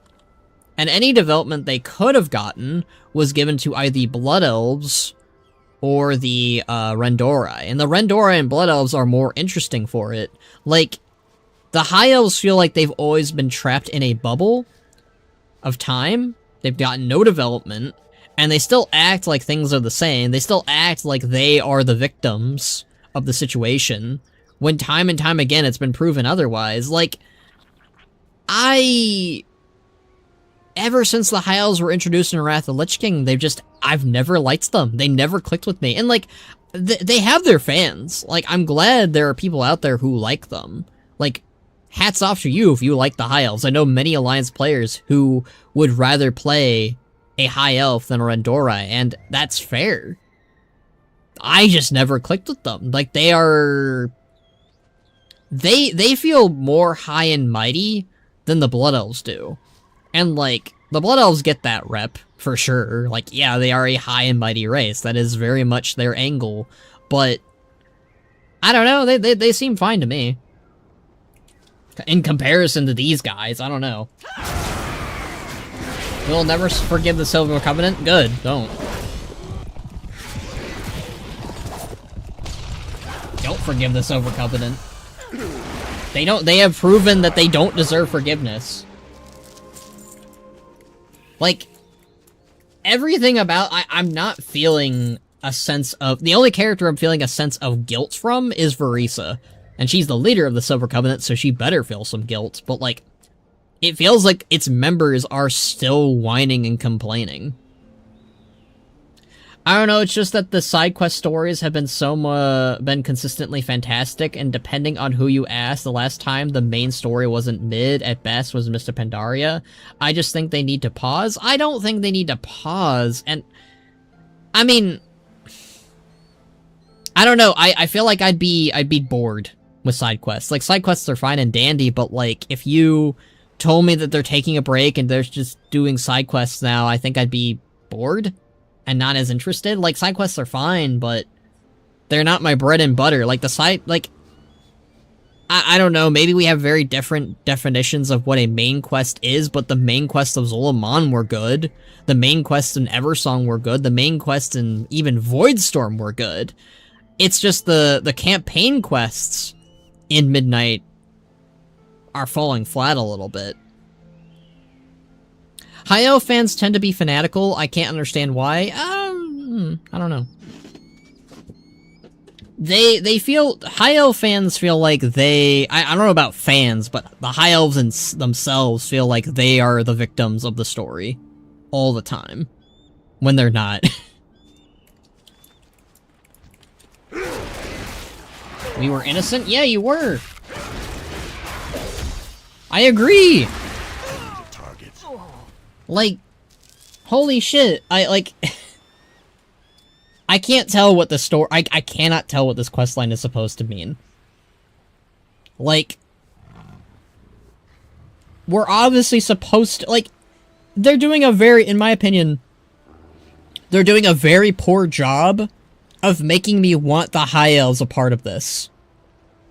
They're like, so far, the only person that I want that is a High Elf to help us is Verisa, which is crazy to me, because going into this, I was expecting her to throw the biggest fit, and her to go through an arc, but she's already there, she's already willing to help out, and she's guilty of what she did, and that's good.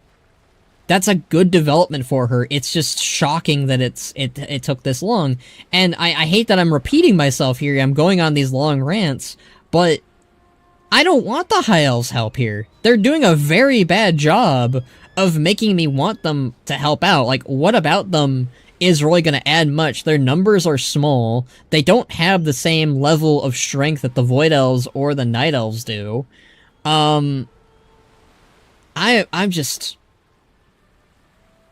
Like, in comparison to the might of the Horde, in comparison to the might of the Alliance, what do the High Elves bring to the table here? That they know the land? Okay, cool. You know the land. Awesome. What about that's gonna help us against Xal'atath as she corrupts it with the Void? Like, I'm looking at it from an overall plot perspective, to be fair. Elven Unity comes out of absolutely nowhere, requires bending so many characters backwards to make it work, and ignores all of the level up stuff. That's fair. I agree with you that the campaign stuff isn't... It doesn't feel like it has the same level of polish that the level up stuff did, and again, I feel like if I'm giving a gander here, it feels like this was the first draft. Maybe the second draft, if I'm being nice, but this is... The Elven Unity stuff does come out of nowhere. It does. If they hadn't announced it at BlizzCon, like, 3 years ago, I would have been like, wow, what are we doing this? Where is this coming from? Like, I knew this was going to happen. I knew it was coming, and I was waiting for it to happen. But it feels like it should have been a part of the level up process, or at the very least, as Syl says, as you are saying, it feels like it needs to be trimmed down and focus entirely on the High Elves' guilt, on the High Elves' problems. Because the High Elves, again, realistically and war-wise, are the biggest red flag, and are the most likely to throw a fit, and the most likely is the ones to cause a problem. And I think the problem here, what do they bring to the table? What about them uniting helps the situation? They're a small potato in this giant plate of a mess. Like, nothing, like, all they're bringing to the table right now are old relics. Okay, these relics don't help. They're just nice mementos. So, all they're really bringing is a small number. Like, maybe, like, 20 or 30 people to a army that eclipses... Like, again, the Void is... We saw what the Void were doing in Quel'thelas. Awesome, cool. Like, the Void... We saw how massive the Void are there. The High Elves... What are the High Elves going to do? Like... I'm trying to wrap my head around what the heck they're going to bring to that force, besides numbers.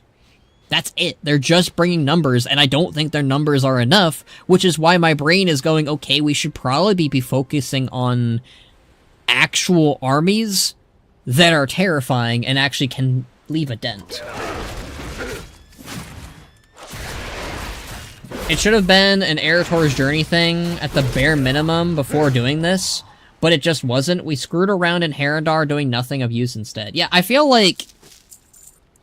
Yeah, I feel like we should have gotten an Erator's Journey questline with the High Elves or something before this. Like, if it needed to replace Herondar, why not? Or something. Like, honestly, it could have replaced Erator's Journey. Erator's Journey could have just been a campaign questline too. I don't know if I don't know if Erator's Journey was really needed as a questline. It's a good questline, but like, did we need it during the level up process? No, we probably could have done it before. Erator's Journey was a nice addition, but I feel like, yeah, it probably could have been replaced with the High Elven stuff, or Herondar could have been replaced. Either or, but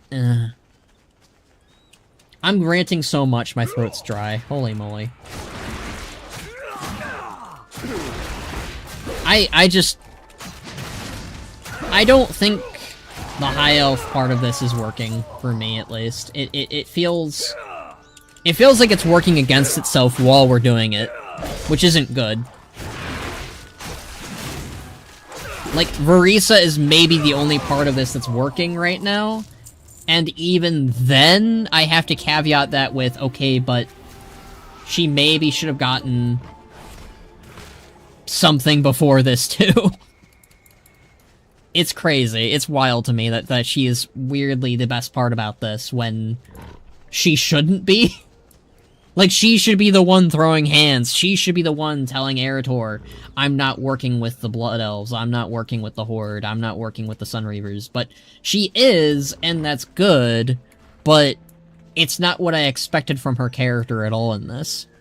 And again, I've been doing stuff on the Alliance 2, to my knowledge, and it feels wonky. It feels like she should be a completely different character here, but I mean, I'm okay with the new development, I guess. I don't know. No, I like Erator's Journey and the level up. I like having the option to do questing in old zones. It should happen more. I agree it should happen more. I just feel like the level up story, while good, was not focused on anything. The best part of the level up questline was the Zul'aman stuff, and that stuff is always going to bleed into the next patch. I don't know, I still want them to do main quest campaigns. That's the main thing. Like, I really love, like, a main story. That's, like, my bread and butter for everything in WoW.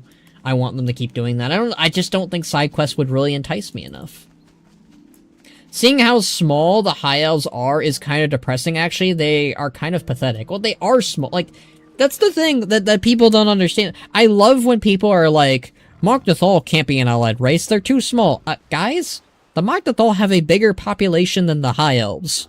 So maybe let's not use that race is too small to be playable. Yes, yeah, they are. Elves in general, lore-wise, are supposed to be nearly extinct. But they're fine, you know? Alright. We have done our Purged of Dalaran. We have done our nasty business for Verisa. Let's go turn this in. I hope that these relics of Anasterion are enough to remind Silvermoon that we are still one people. It shouldn't be enough, my friend. It really shouldn't be. It really shouldn't be by any realistic standard. What can I do? I have allowed them to torment my people for too long. I bear the guilt as well. Thank you, Benric Bladesnaw. It is time for me to bring these ghosts home. Sure, I guess. Sure. We were not able to preserve much from Dalaran before its fall, but every object it recovered carries with it history, meaning, and lessons. Lessons that any citizen of Quel'thelas should understand on sight. The artifacts of the last High King of Quel'thelas. He was someone all Quel'Darai and Sin'dorei respected. I intend to return these artifacts to their rightful home. Well, good on you. Good on you, I guess.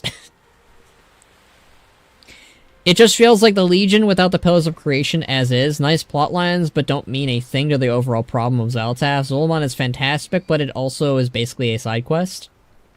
I guess I can kind of see what you're talking about a little bit. But at the same time, I still consider that a main questline. I still consider it all building to something, at least. But you're not wrong in the sense of the questlines that we all went through did kind of feel side questy a little bit. You're not wrong in that sense. All I'm trying to say is we should still have a main questline. We should still have a main threat. We should still have blah blah blah. But I get what you're saying. I get what you're saying that, like, this Elven Unity plotline feels out of nowhere and feels like the most lackluster thing of Midnight. It is time for us to return to Silvermoon. I have no doubt we will be greeted as traitors and murderers, because you are. I do not care how we are seen, I care that Quel'thelas survives. Fair. Will you join us, Banneret? From what Eretor has said, you have earned more than a measure of respect from Silvermoon. I would be honored if you would assist us in entering city without incident. Well, she's really changed her tune on Banneret since War Within, huh? She went from, I remember what you did at the Purge of Dalaran, you know, saving people, to, I think that you're pretty great. It's just jarring to go from, the War Within's epilogue questline of how much she was, like, giving us the dirty stank eye to, you would honor me if you would help us back into our life. Like, I see what it is. I see how it is. I am just an usher now. I am just the guy to make you look good, huh? Alright. I see how it is, Verisa. I see how it is. I have to talk about this. I have to. Jeez. Jeez, alright.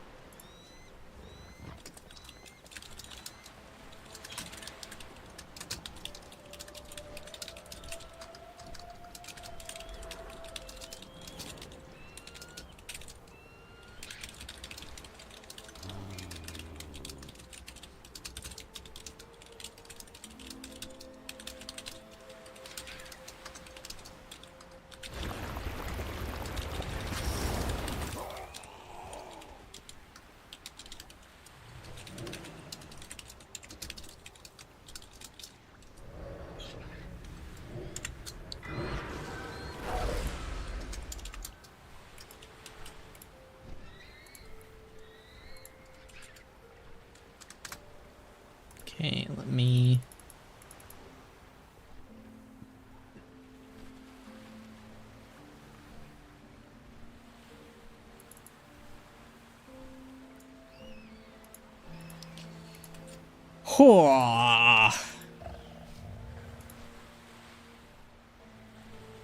That's definitely quest text written with an Alliance player in mind. You can say the Horde is an afterthought in the War Within, but in this questline, they seriously pretend the Horde doesn't even exist. Ugh.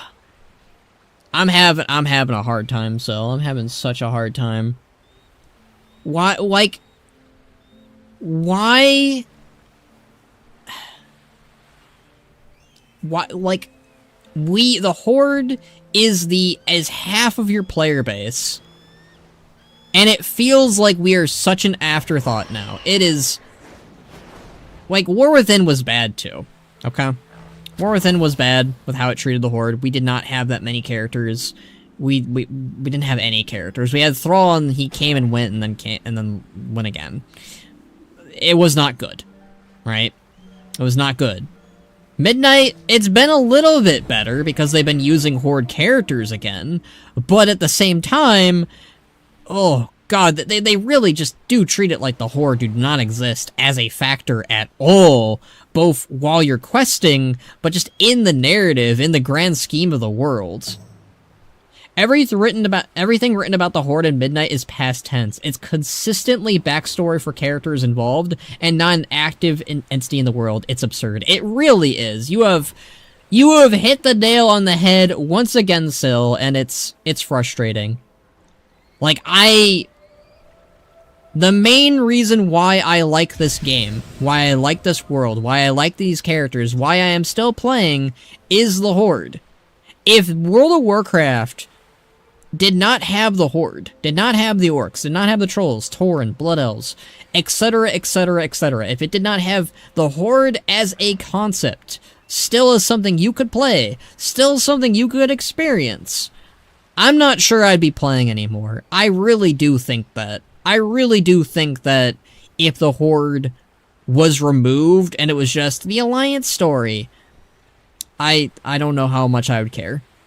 They really do. This is something that they need to fix going forward into Midnight, going forward into Last Titan. The Horde need to be a part of the story, and not as an afterthought, not as just like a snap your fingers, oh right, the Horde, they exist, throw like 2 NPCs to make them feel included. No, we need to be mentioned, we need to be used, we need to be a part of the story, we need to feel a part of it. I know people give Battle for Azeroth a very harsh time, and I understand why they give it a harsh time, but the reason why it is my 3rd favorite expansion was at least I felt like I was a part of the story. At the very least, while I was doing some mean, evil things for Sylvanas, sure, or working with the Zandalari, or helping out Sarfang, one of the best parts of that expansion, at least I felt included. At least I felt like I was involved. I do not feel included, and it is getting more and more frustrating. And it like, this questline in particular, everybody I've talked with about it has been just like, yeah, why are the Horde getting sidelined? And it's absolutely true. It really does feel like the Horde is being shoved aside. It's felt like that since Shadowlands, I'm sorry. Like, it's only gotten, it feels like it's getting worse somehow, and I didn't think that was possible. How does Shadowlands feel better in some capacity for the Horde than War Within and Midnight? Like, the World Soul Saga has felt like the Alliance Saga. It really has. It's bad. It's frustrating. I do not like how they are treating us. I'm...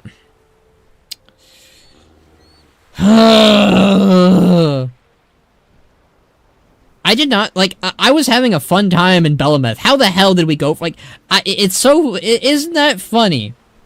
We go from the Night Elf section of the zone where Maiev is complaining about the Blood Elves and bringing up really good points, Chandris is bringing up really good points, Lorthamar is yapping it up. I liked that part of the questline. I was having a good time. Can we go back to that? Gosh. The High Elf stuff is making... I'm pulling my hairs out, man. It feels like the Blizzard mostly writes for the Alliance these days. They don't want to mess with the ugly, evil faction. I hope that's not the case. I really hope that's not the case. Like, I feel like they have their biases for sure, but I really hope that the writing room isn't, man, I'm tired of writing for the Horde. Like, I'm scared. I really hope that Last Titan is just Thrall as the main character. Take a break from the Windrunner family, take a break from Turalyon, take a break from Eretor, take a break from Alliance front and center, and give us the Horde front and center again. Give us another... You know what? I'm sorry. Like, I know the Alliance complained about it, but you know what? At this point in time, the Horde deserves 2 to 3 expansions where we're front and center, if this is like the route we've been going on. Like, Cataclysm with Thrall as the main character, he was neutral too, but it felt nice at least, because he was our boy, front and center doing shit. And like, the thing is he had like the screen time of maybe like 3 hours at max too, if we put everything together. Like, this should have been the Horde expansion, sad face ban. Hearing this rant, is this quest BTR? This quest line is BTR box, at the very least the High Elf part of it. Like, the thing is, Box, I want the Alliance to get treatment too. You know what's the most frustrating thing that I have to deal with? I am still, and I'm still saying this too, even after doing this quest line, still include the Alliance. Still throw them in. I know I just gave a whole rant about how, like, we should have Thrall front and center and him as the main character. I stand by that, but that means we still get Alliance stories like Cataclysm did. Cataclysm still gave us Alliance point of view. We need to go back to that. We need to go back to the Alliance and Horde getting treatment, getting focus again, together. Both of them equally. Equality is the solution here. The problem right now is that there isn't equality. We're not getting equality for the Horde. We're getting it entirely for Alliance stuff. It's not good. Front and center and not the villains, of course, yeah. Is this the war chapter, is this the War Chaplain Sen was a failed villain quest? I don't know who that is. I don't know who that is. Is that your Worgen guy? I don't know who that is. I'm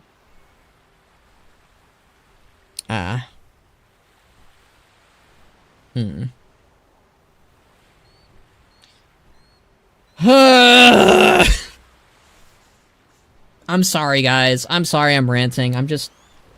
This was the worst part of midnight. This was the worst part of midnight somehow. I feel like this is, like, worse than War Within levels right now, this High Elf quest line. It had good stuff with Verisa, but that's about it. That's the most I can say. I do not like what Erator has to say. I do not like what the High Elves in the area have to say. We need the Horde. That's the BTR Army of the Light Leaders. Oh, okay. The Silver Covenant returns to Silvermoon one last time. Champion, if you would meet us at the gates, it would be a powerful symbol. Yeah. I'm holding your guys' hands through all of this.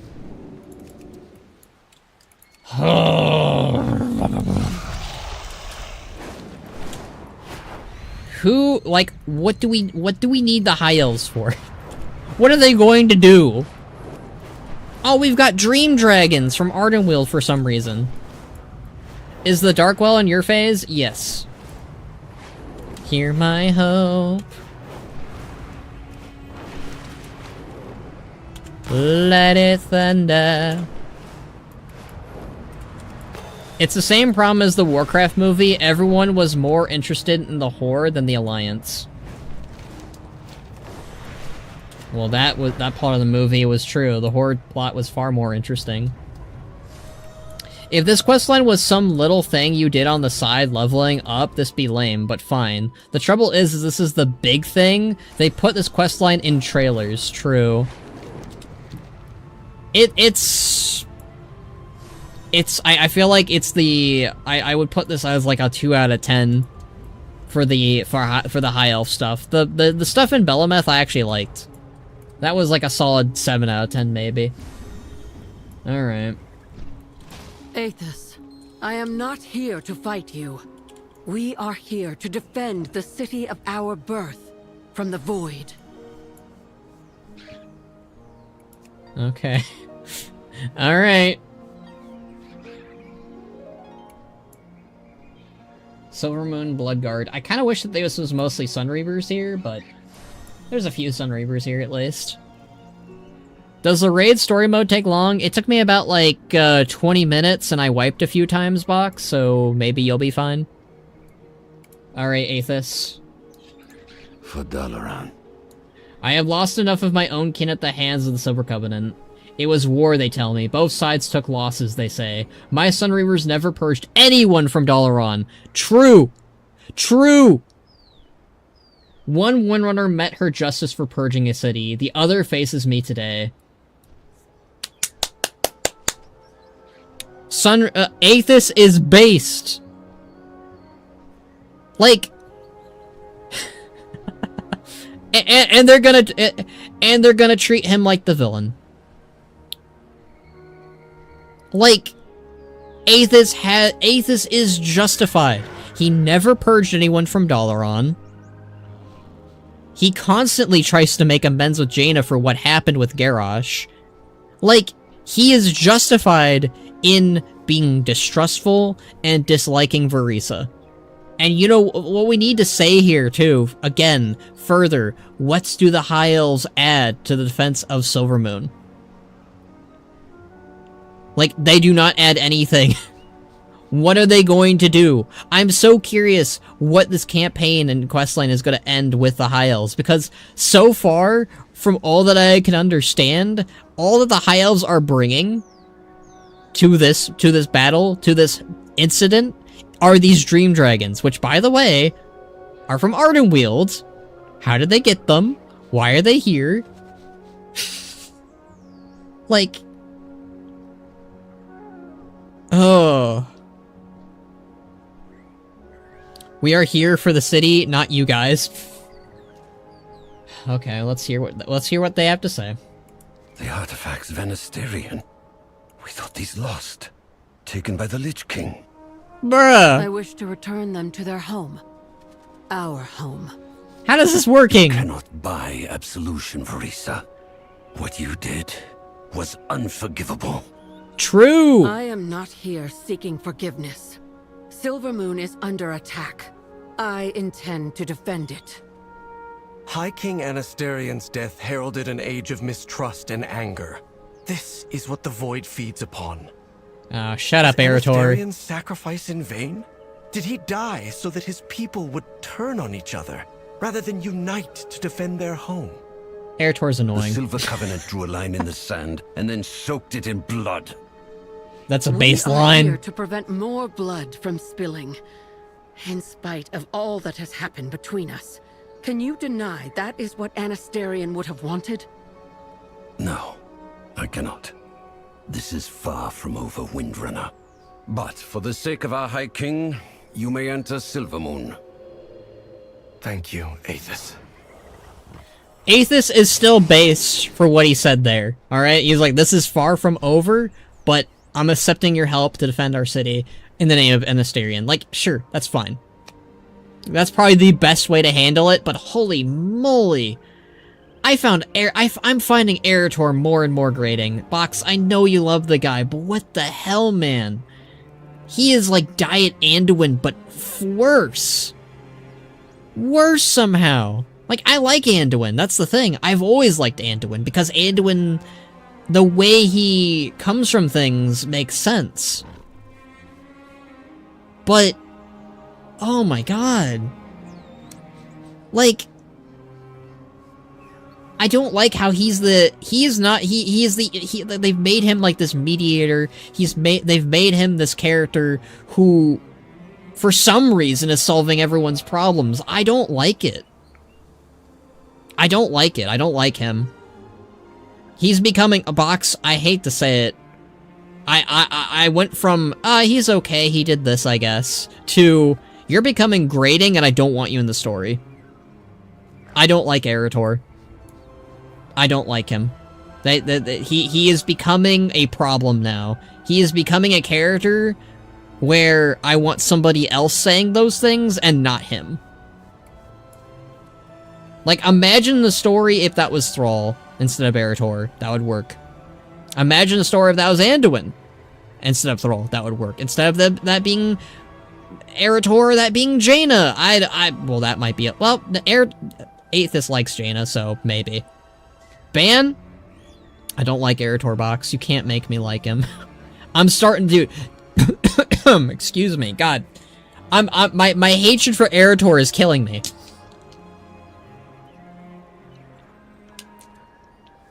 He became grating in this quest box, I'm sorry. And you know what? You wanna know what the center of it all box is? You know what the center of why I'm starting to hate him? Why didn't he mention the Horde? Why is Eretor being, we need to rely on the elves, and only the elves. That's him. That's him. Eretor is being racist. Inclusive. What's the word? Uninclusive. Not inclusive. Being inclusive would mean he'd be like, yeah, let's bring on the Horde. At least the Draenei are still cool. The Draenei will always be cool. Eretor, unfortunately, is what the worst people wrongly accused Farin of being. Yes! Holy shit. Why is Syl always Syl, you gotta stop being based. I'm supposed to hate you for the Planet Sheen plot. I'm supposed to hate you. Eretor isn't even Horde, he isn't Horde. He's Alliance. Like, he's neutral at best, but he's Alliance adjacent. Ugh. Ugh. I turn, okay, you know what the frustrating thing about Erator is? I was starting to like the character. I was starting to like him. I was like, okay, he's not that bad. I'm starting to like the character. He's okay. He's decent. He's not my favorite guy. But, holy moly, they turned me around on disliking him again. Does this mean I'm going to Planet Sheen and Scylla's free? Yeah. Of course he doesn't mention the Horde because he is an Alliance hero. Wow. Wow, we've put it together. We've put it together. Alright, that's the High Elf plot. Decent ending with Aethys. Aethys being based. Yeah. I don't know. I'm falling off Erator. Hopefully he can redeem himself. He is the Redeemer. I'm tired of Erator. I'm tired of him. He's like Anduin with the Farin confusion. Like Syl said. Like, Veretha Windrunner. I had not believed you would ever return to this city, but I welcome your help. Yay. Baladash Malinor. Thank you, Banneret. Now, let's begin planning the city's defense before it's too late. Again.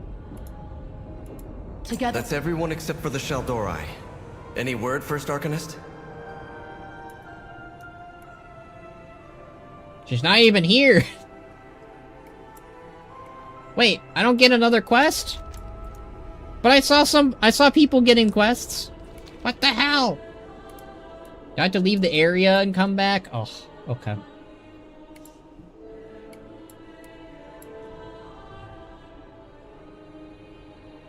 Erator can redeem D's. D's what, though? What if they replaced Erator with Vox?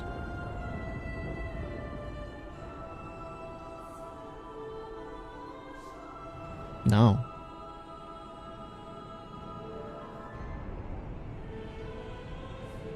Box. No. No. No. No. No. No. No. No. I'm just... I don't need Vox right now, Box, after that questline.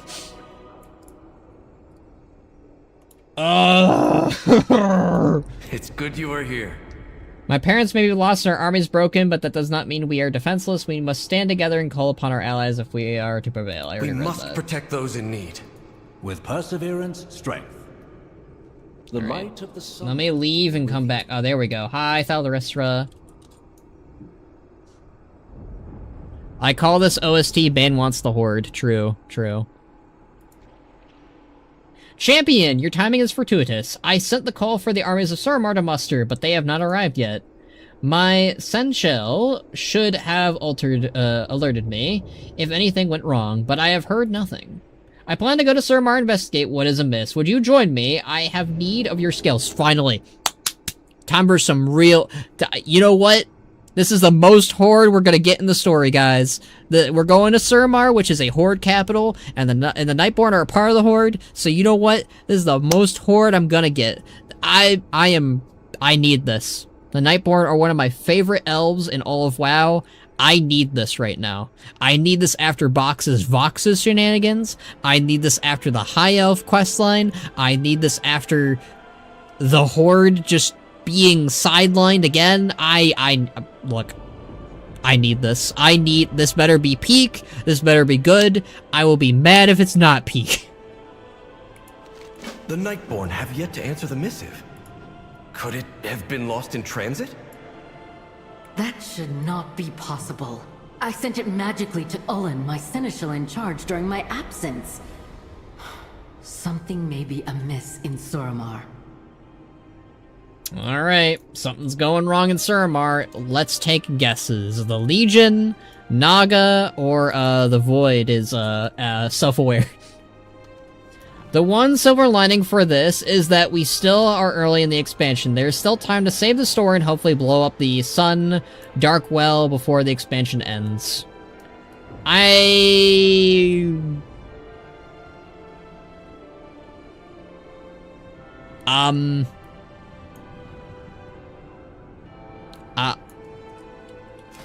I'm just gonna, that's what this raid is for. That's what this raid is for, the big idea. That's what, we're gonna deal with this in the raid next week. For me, it'll be 2 weeks from now, but still, yeah. Yeah. We're gonna be dealing with it sooner than later, the big idea. For sure. Yeah, honestly, okay. That's one of the things I actually like about Midnight.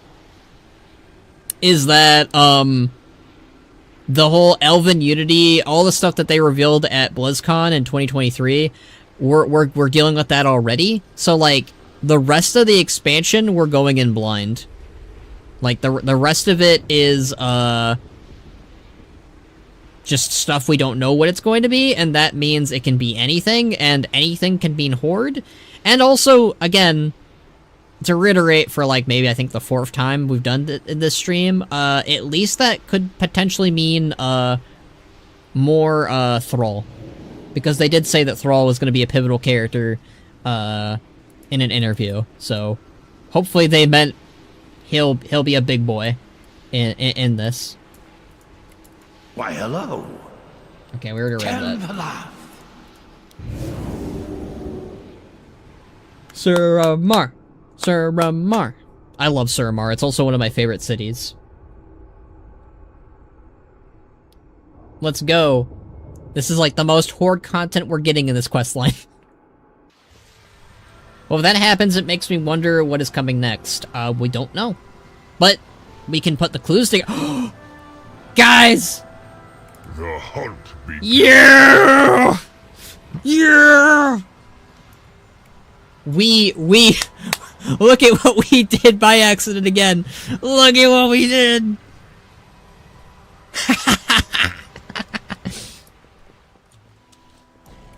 Look at what we did again. We accidentally brought him. We made the story more Horde-centric.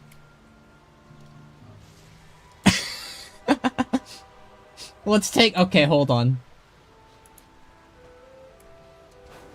Hold on. Hold on. It's Rex. Seneschal Ullen, where is the army? Where are our constructs? Why are you ignoring my orders? This guy's a piece of work, I'm willing to bet. My boy, one of my boys. He's my boy first. Hold on, I want to take a screenshot. This is the most Horde we're gonna get. All right, let me position it.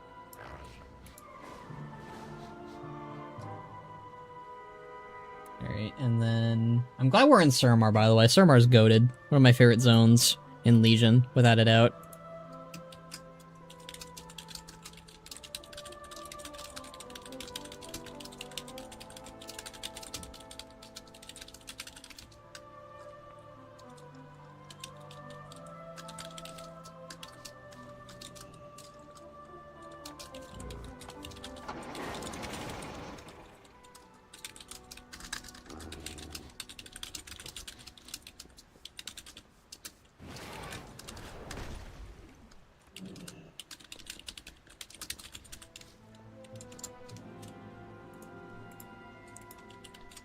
Okay, I'm gonna post that.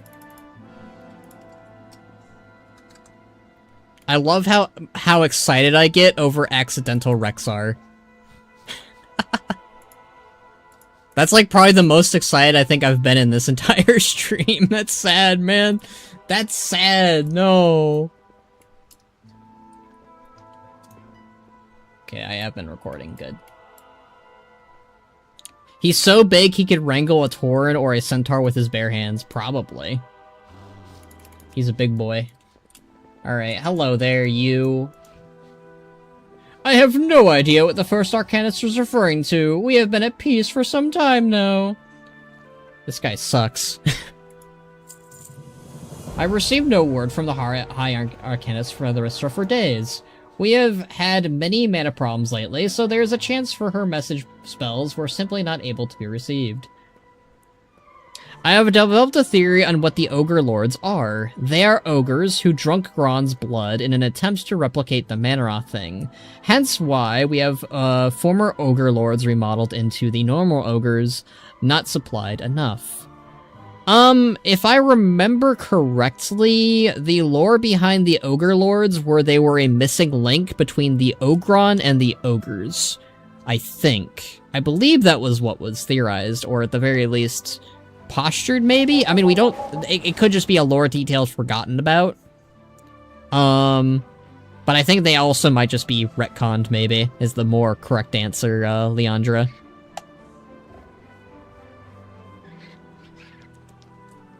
Because we don't see the Ogre Lords at all in Warlords of Draenor, and the Ogres are very much a part of the Shadow Council using the Fel. And we don't see the Ogres... with the Ogre Lords, rather, anywhere else in Outland? Or Azeroth? So, I think actually we might have seen some in Azeroth. Yeah, we did.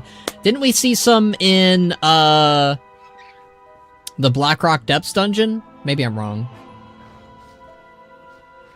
I definitely lean towards the retcon. So that probably was more of a retcon than anything. I mean, I like the idea of the Ogre Lords being a missing link between the Ogron and the Ogres, but they also didn't have the Ogron as an idea back then, until, like, Warlords of Draenor. And, like, the Ogron are the missing link between the Ogres and the Magnaron, or the Gron, rather.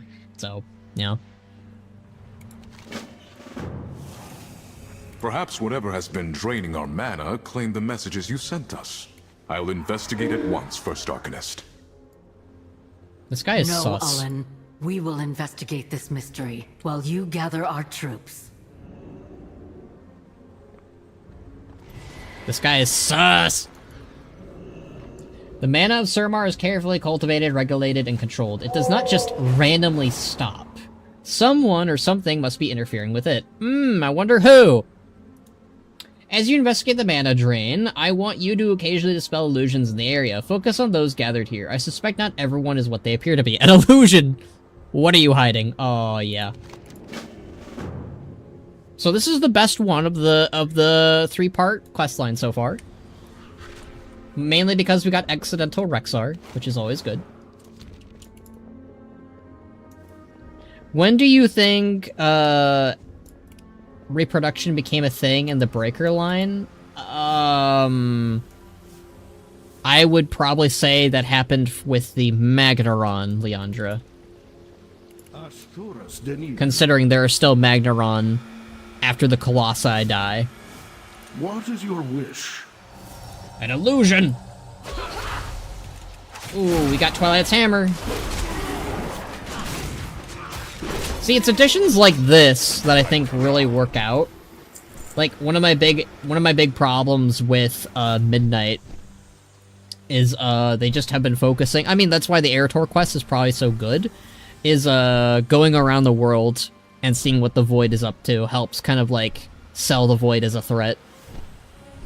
I'm gonna have to go back to Planet Sheen. This part sucks. This part sucks? Huh. I'm curious what you mean by that.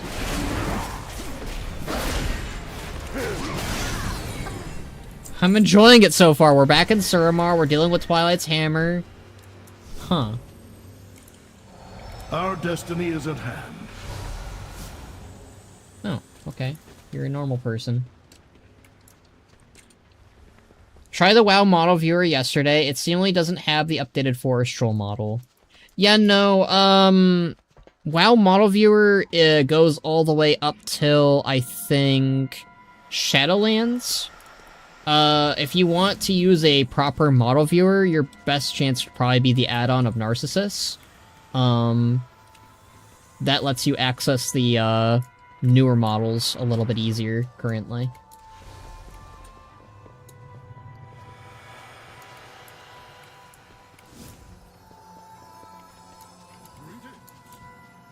Oh, champion, nothing to see here. You should move along. I can take care of this. You are sus. We no longer hide.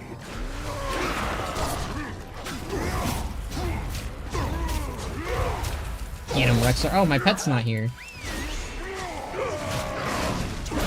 I don't have a target. I still don't get why Anduin and Velen could make it to the Sunwell, but not Thrall, etc. Well, okay. The lore reasons behind why Thrall isn't there is because he's not a light user. That's the simple explanation. Yeah, for no particular, I mean, I don't know about no particular reason, but the particular reasons is that Midnight's story mostly wants to center on elves and light users and void users.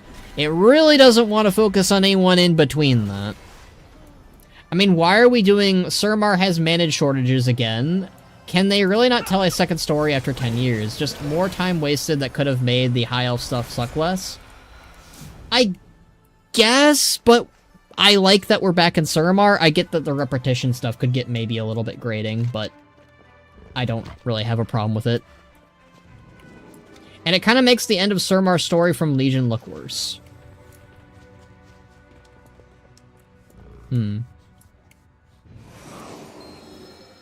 What do you wish of me? This military construct has been drained of mana.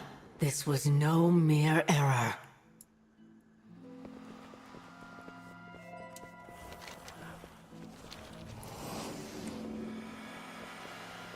This is the Ragnaros Light Lord's time to shine. That would be kind of cool, actually.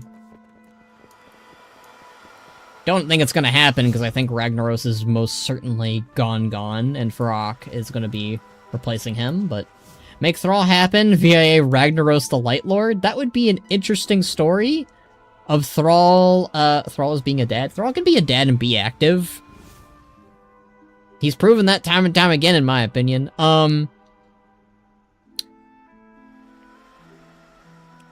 That would be a very interesting development of Thrall being like, we need to revive Ragnaros to have a Fire Lord again, and then he's just randomly a Light Lord.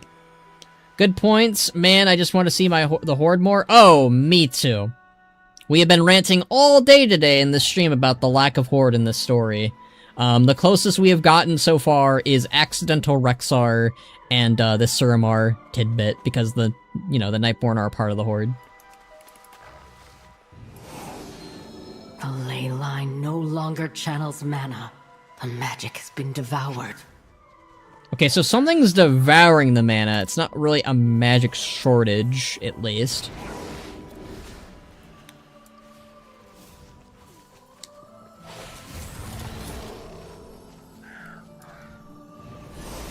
Oh, he died. Ullen, who were we talking to before? We must confront them. Well, there goes Thalaristra's latest apprentice. Hey, at least he wasn't villain batted, he was just replaced. With honor!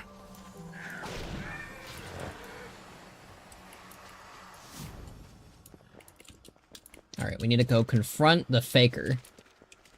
It's just, I was excited to see the Nightborn content, and it's such an overwhelming letdown to arrive, and it's just the Legion story, but worse.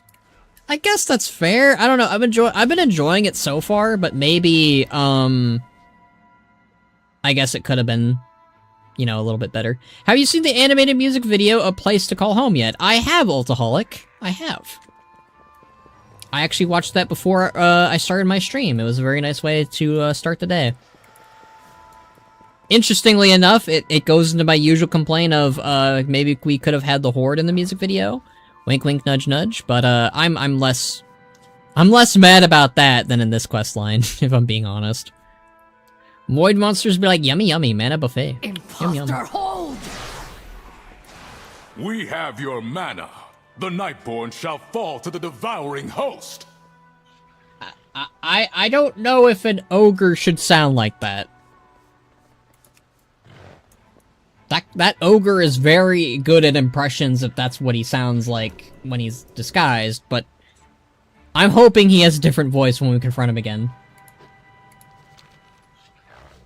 Olin was an infiltrator. The amount of damage they could have done is terrifying to imagine. I think the one complaint I do have here is how the hell, that was an ogre? Yeah, that was a Twilight's Hammer ogre. I think my biggest, complaint, actually, is that the Nightborn are really skilled at detecting illusions. That's literally their whole thing in the entire Legion zone. So, like, either we have a really good illusionist on our hands, but, like, they didn't even hide the body that well.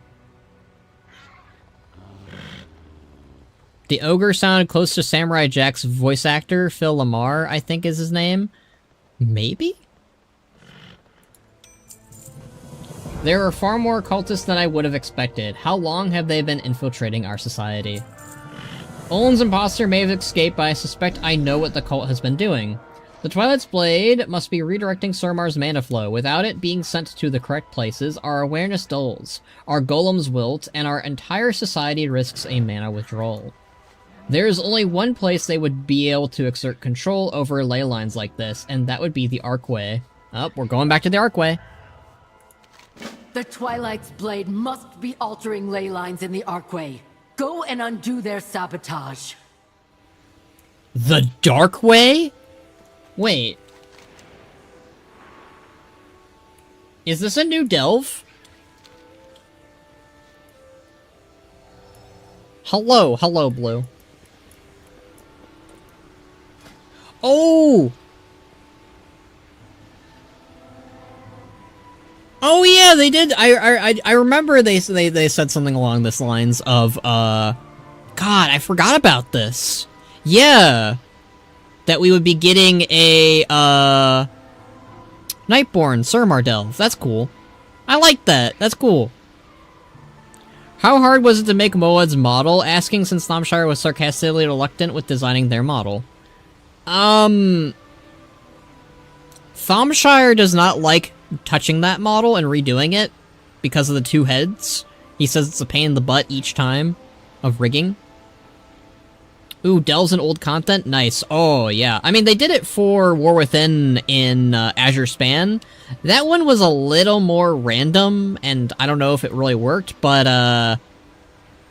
I will take delves in old zones, especially Surmar, without a doubt. Are you going to be making a reaction video to it? No.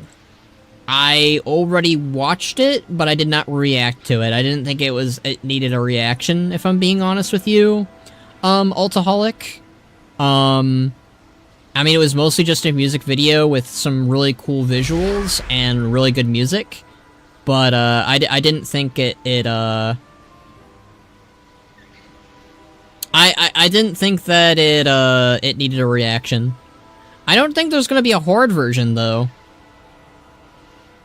Made the chromatic dragonflight part of the Horde in my alternate universe. Interesting. Alright, let's do a +10.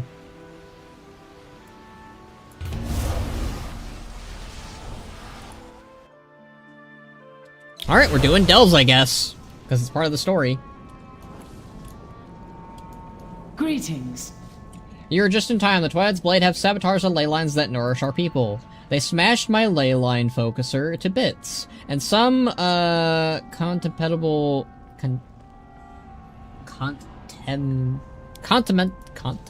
don't know what that word is. Contemptible lieutenant calling himself Oglock is ordering more sabotage. Send them a message that Surmar will not be defenseless, and get more ley lines focusers so I can mend the ley lines. See, it's stuff like this that makes me go, okay, see, this makes at least some sense as to why the Nightborn haven't immediately sent reinforcements, at least. Right? And it's stuff like this that makes me want them to do that for the Horde and the Alliance. Like, I feel like that would be, at the very least, make sense as to why we're not asking them for aid. Because then it's like, oh, well, we're busy dealing with this. And it's like, oh, at least that makes sense instead of you guys just twiddling your thumbs and doing nothing. Or just being surprised that there's a void storm overhead. That is, like, the most grating part of Midnight's story so far, is that so many parts of the world are like, what? Silvermoon's in danger? I didn't know. Oglock from GTA San Andreas? I don't know. Rexar does not like delves, I guess. He left. We've got Verisa, I guess. These halls are crawling with cultists. See if you can find what they've done to the flow of mana. Could you imagine if we could get Rexar One moment. accidentally in the Delph too? That would have been busted as hell and I would have loved it.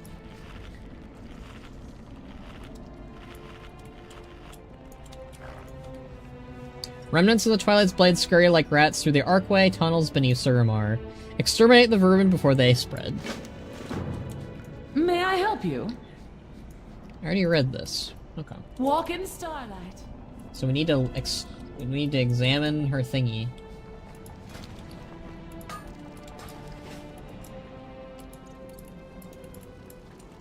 Okay.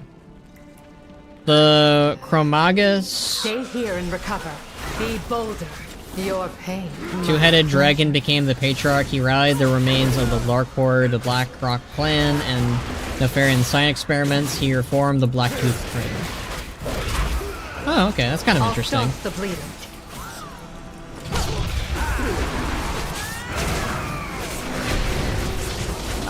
Just get invincible to crash out on Xal'atath? I actually don't think he'd be able to hurt her. I don't have a target. I think he would just fly through her, and she would just, like... Because remember when she did that whole thing, against Khadgar?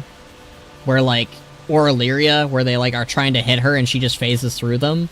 I think that's what Xal'atath would do, and then she would just do her, mind break thing on, Mark.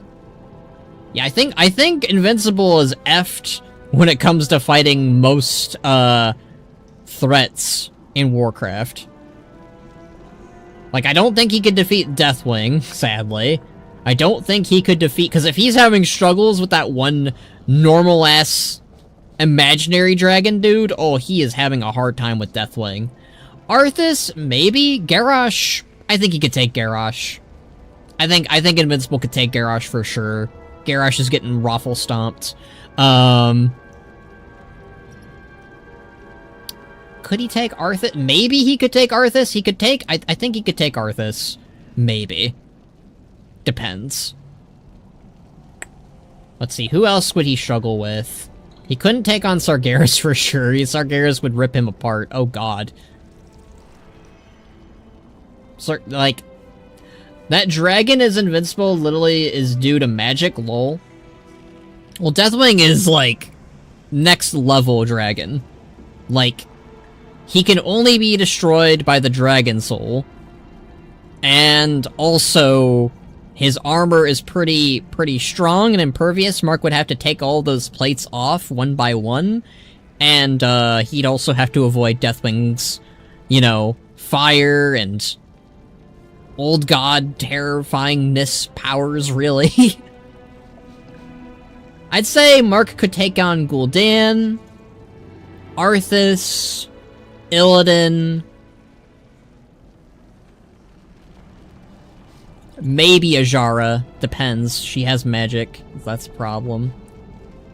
Sargeras wouldn't even tear Invincible apart. He would pop him and lick him like a pimple, pretty much. I don't know if he would lick a pimple, though.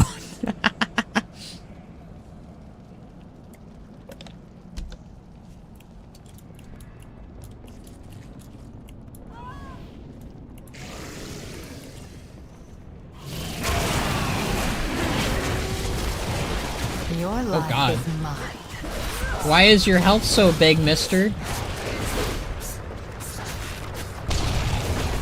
Wait till the end of the series? I mean, I'm talking as what I know about him now, Blue. That's all I can really go with.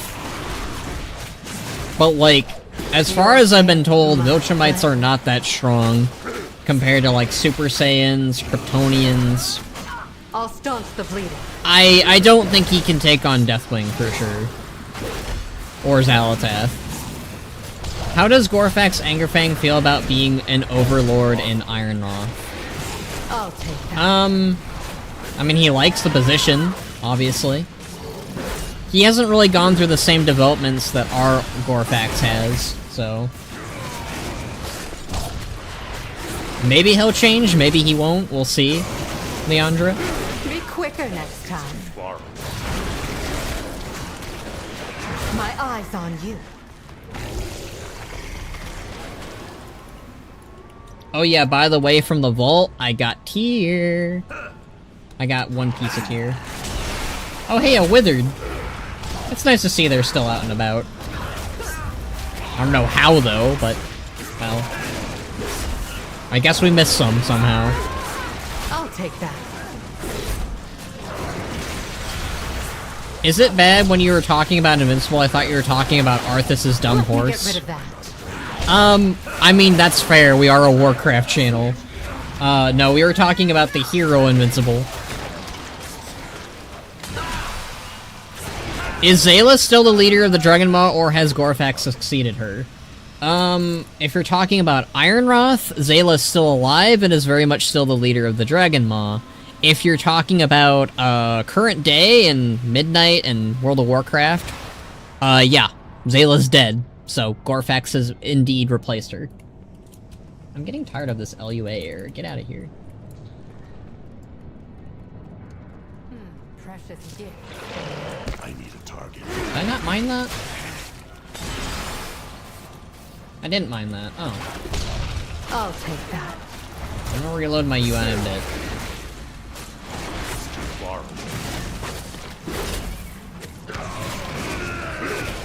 You stay here and recover. It's just as I suspected, Oglok and the Twilight's Blade are behind this. Whoa! Oh my god! That might have been one of the worst timed, like, quests.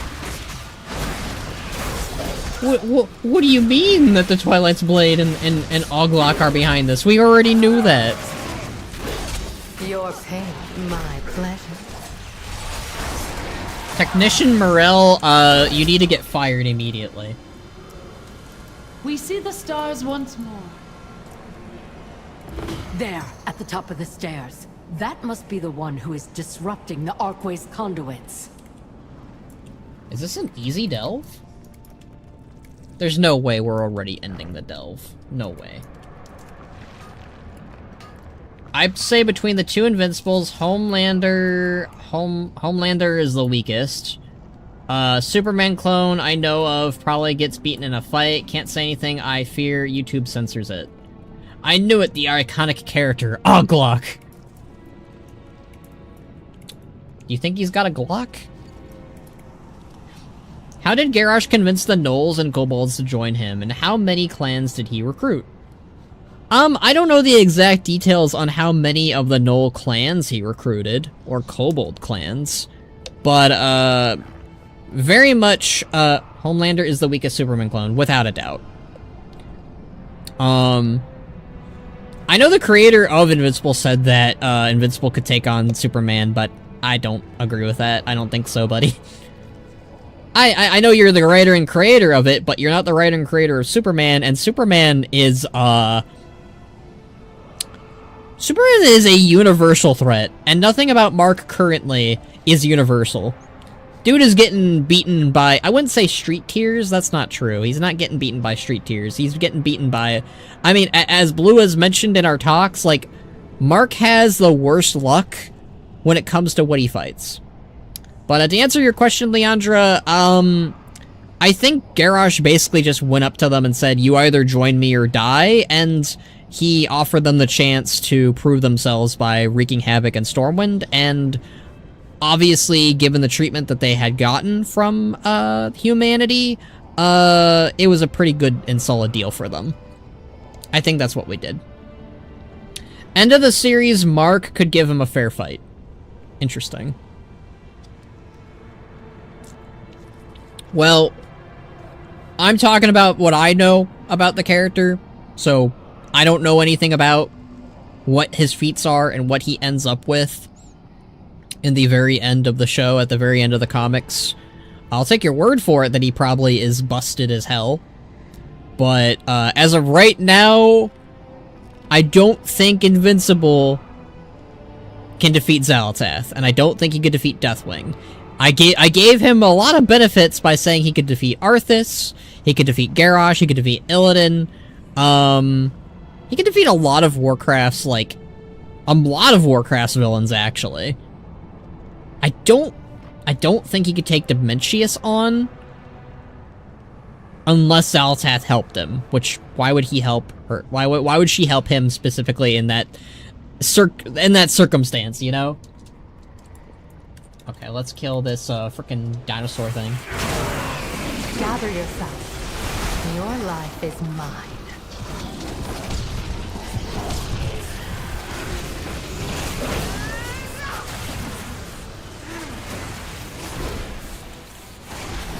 Thing's annoying.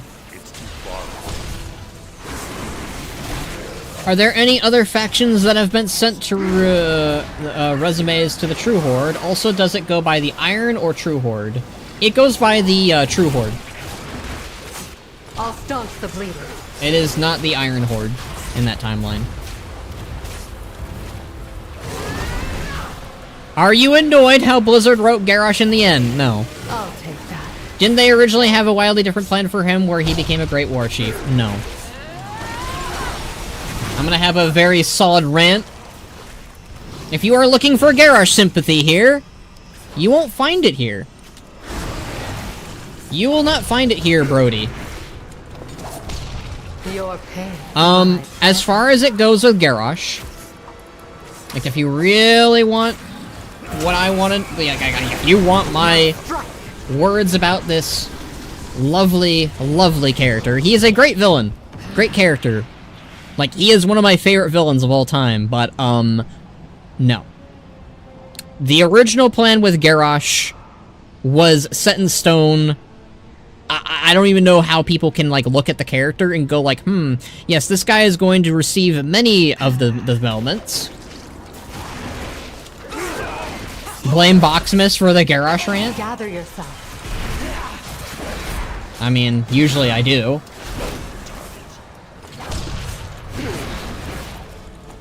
But, Garrosh's plan to being a corrupted and, quite honestly, Dark War Chief was hinted at in Wrath, in Cataclysm. The only moment of pause, really, that the character really had was in Stone Talon, and Alex Asriabi, the writer of that character, of that questline, admitted in an interview that he went against the team's wishes. That he thought that they were going to go a completely different route, which is not true in the slightest. He wanted... The thing is, Alex Asriabi, terrible person, by the way. Do not like him. No sympathy for him. He's a real person, even more. Terrible person. Do not like him. He deserves the maw. He deserves the maw. But Alex admitted in an interview during Warlords of Draenor, when they were questioning, like, was Garrosh always meant to be like this? And he basically admitted and apologized, like, hey, I basically went against the team's wishes. I wrote that in. I made Garrosh look a little bit better, a little bit nicer. But that was that quest line, as far as he was concerned, probably shouldn't have happened, but it did. And what it ended up doing instead was becoming a hypocritical moment for Garrosh, of where he was like, we don't bomb people, but then he bombs them later. Ah, I never knew that. Thanks for sharing. Thanks for the context, Khono. You're welcome, Brody. And you know what? Thank you for thanking me. I'm very much used to people, when I tell them my opinions about Garrosh, and again, great villain. I gotta reiterate that every time, because I think what people misunderstand about a character like Garrosh is the guy can do some messed up, terrible, dark, terrible, evil things, but still be a very well-written and nuanced character. Like, he is a good character. He is just a horrible person. But, like, the whole, Garrosh was supposed to be a good war chief thing stems from a line that Alex wrote in Battle for Azeroth regarding alternate timeline Garroshes, which I think is very confusing because it becomes a question of, okay, how did those other Garroshes become good? Because the only thing that I can think of is he actually listened to Thrall's advice and the advisors he's left him. True about Garrosh, he's a good villain, people shouldn't glaze him. Thank you, Box. I'm proud of you. The first thing about, confronting a problem is admitting it. You know what, there's some healing going on. I do think Redeemed Garrosh could have been cool with some different writing choices. I stand by that, Thrall hugged him more in other realities, clearly. I stand by that it's more interesting that he went down the path that he did in Mista Pandaria. I think that in a world full of redeemed evil characters, I don't think that we needed it for Garrosh in particular. I love Garrosh, he's an all-time favorite character, but he is not a good person. He is not a good person, you know. I'll staunch the bleeding. Your pain, my pleasure. Pull him over here. Pull him over here. There we go. I would have liked a version where Garrosh and he and Karen grew close. Well, it exists in an AU somewhere, but, it's an AU, which kind of just is a nothing burger. Do you think Battle for Azeroth Sarathing would have made a good war chief, or was he too damaged and past his prime? I think Varrock would have been a fine enough war chief, but he is old. We've gone on these long rants before, and, I'll say it again, the best candidate for war chief, as it stands right now, is still Thrall. The follow-up person would probably be Lor'themar, and after Lor'themar would be Bane. Everybody else in the Horde is either too new to the position, too busy for the position, or just don't want the position. The main reason why we don't have a war chief currently is just no one wants the position, no one wants the job. But in terms of who would be a good war chief, who would be the best for the job, best for the position, who has previous and past experience, it's Thrall. Garrosh never understood what made the Horde the Horde. True. Very true. He looked at the Horde as more as a machine than he did as a family. Which is a shame. Your life is mine.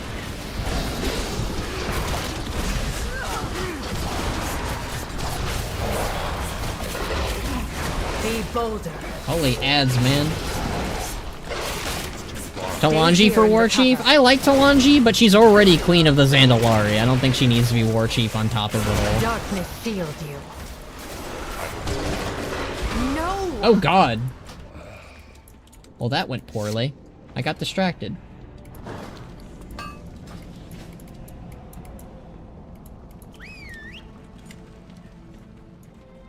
Like, imagine timelines where John, my paladin, was part of the Horde. He'd probably be Garrosh loyalist, believing Garrosh is right, just doing evil things, getting dirty work to do as the Horde and can benefit.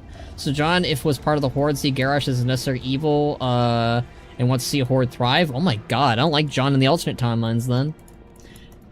How would Banneret react to the rise of the Planet of the Apes? Ubiverser. I don't know what that means, the last Ubiverser part, but, Bannerak's reaction to the rise of apes, I guess, overthrowing humanity and potentially the Horde. If we're talking about the Horde in this equation, I guess Ban would try to stop it. He'd be reluctant, but he would be down.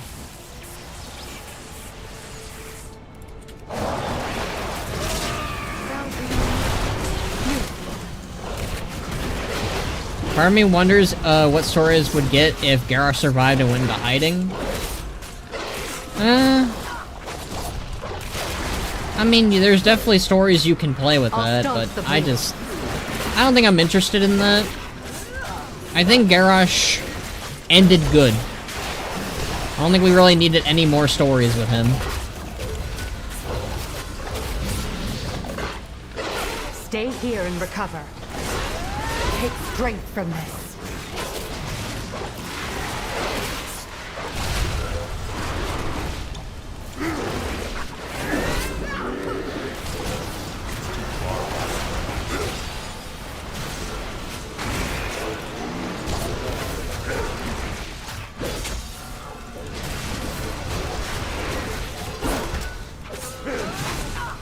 Yeah, too much can be bad, you know.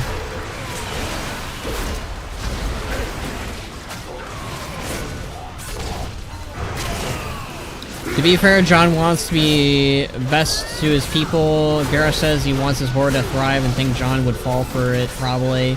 Be a big shame to him in that timeline, kind of like being an ex-Scarlet main in the main universe. Okay, the main thing is, isn't John a human? Garrosh ain't giving you the time of day, John. My eyes on you. John would need to either be an orc or a goblin.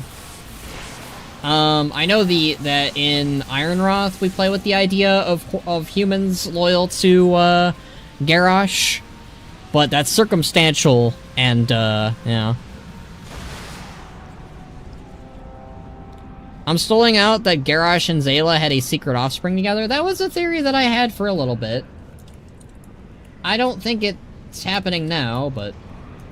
Oh, he's naked now. Hi. I'll staunch the bleeding.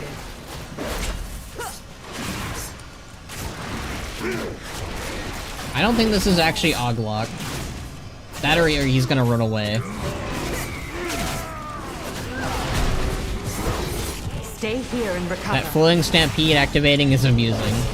I agree. Your life is mine.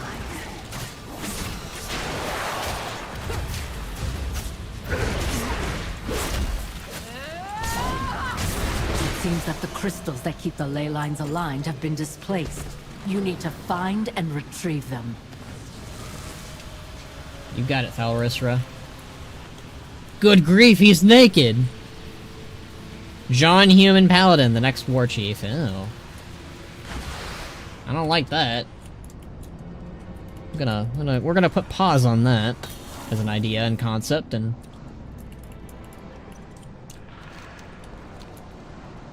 right, are there more? There are more magical. I'll take that.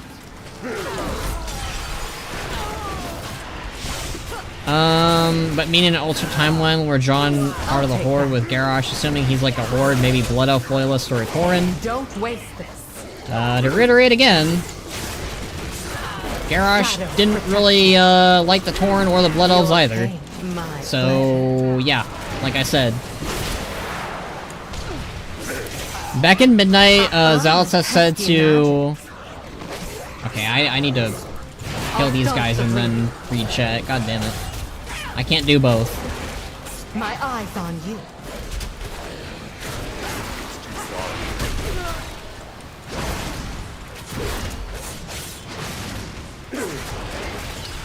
I'll reload my UI in a little bit too. Alright, let me read chat now. Back in Midnight, Xal'atath said to alleviate you mortals are wrathful creatures, and the team Wrath is being used to classify the light. Could it be that Xal'atath is at war with Azeroth because Xal'atath cannot like Azeroth because they're with the living? With their light? Huh? Those LUA eras would send me crazy. Yeah, they're making me crazy too. Been putting a bunch of my Warcraft AU ideas into my own fantasy verse. Less restrictive. That makes sense. John, my paladin, no, I've forgotten champion for a reason. I've done terrible things. Trying to make me the next Garrosh, no, bad idea. Plus, I am human, not make good war chief. I use y'all as a weapon and don't make me a war chief. I see.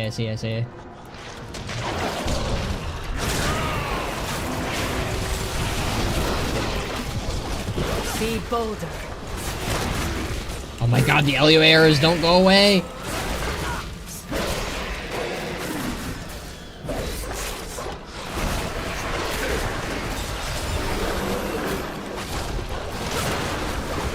I might disable my TRP then.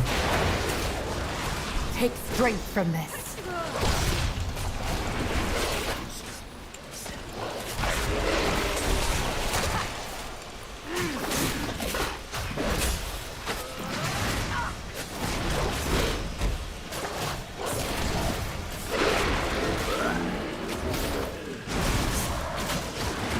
I'll staunch the bleeding.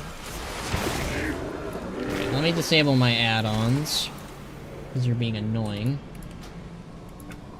Right, let me disable my TRP add-ons for now, which is a shame. With wrath on the brain, my crackpot theory is that the Night Warrior was that the whole time. Oh, I could see that.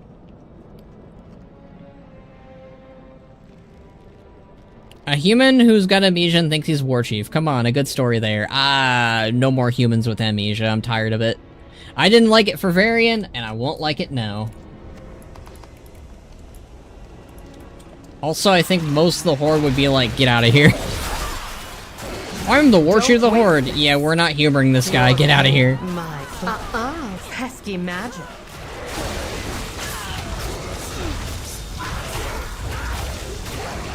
I'll take that.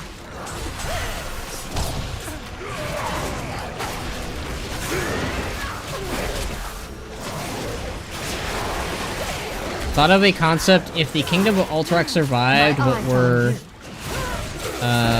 internment camps with the Horde, which I think about, would it be interesting AU with the Horde and a bunch of outcast humans? I'll be honest with you guys, I'm never in favor of humans a part of the Horde. Ever, really? It's the same, it's vice versa with the Orcs and the Alliance. Like, it just... No thank you. I'm not interested. Do you see a time skip after the last Titan? Maybe like a few months at best, but I don't see a couple years or anything like that happening, in my opinion. I think they're gonna be avoiding time skips personally, and that's a good idea, because too many time skips is, really bad for the more elderly of the Alliance and Horde. The Horde already has humans, they just have Quel'thelan pirates. They're not really a part of the Horde anymore.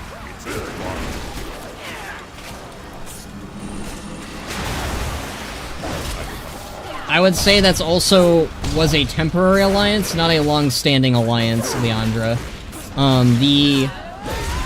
The deal was with the, Armistice was that the Alliance and Horde had to leave completely from, Quel'thelas I wouldn't cross and, Zandalar. So, that alliance that the Horde had with the pirates is kind of null and void at this point, because the Horde can't even reach them or talk to them, and I highly doubt that those pirates came with, the Horde. Like, they left Quel'thelas. I don't think that happened. I think it was literally just a temporary alliance. So, you know. I want Vrykul and the Horde. I prefer the Vrykul and the Alliance, actually, considering the Vrykul are more, they have more relations with the Alliance than they do the Horde. It's kind of like, the Vrykul are the Orcs version of the Ogres, because the Ogres are the Ogres were what predated the Orcs, basically. I feel some sort of reset has to happen after Last Titan, right? Something big? Oh, you mean a time skip after Last Titan? Well, I don't think we're going to get a massive time jump. Snow, Blizzard usually doesn't do time skips that often. We got one rare one, of like, I think it was like 4 years in total, between Dragonflight and, Shadowlands. But I don't predict them doing that again. It's possible. I have my doubts that they'll do it after Last Titan. Like, I think that more realistically is we'll get a status quo change and a world revamp, but I don't think we're gonna get a time jump. A massive one, at least. At most, maybe a year or two. Gather in your life is mine.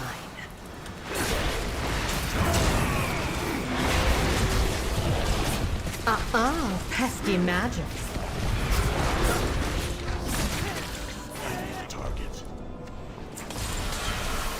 I feel as though Last Titan will have an effect on Azeroth the same way Deathwing altered the Azeroth in Cataclysm. Oh, probably. Maybe not as fiery and cataclysmic, but similar enough, I think.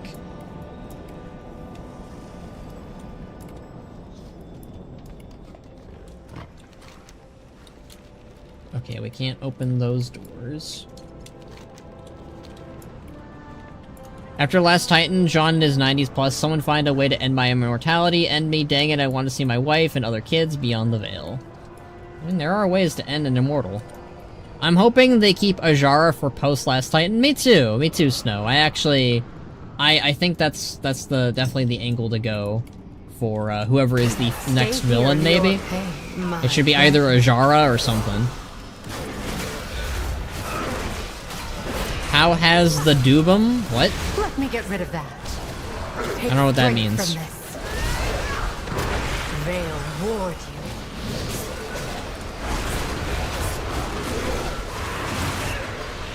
Let me get rid of that. I'll take that.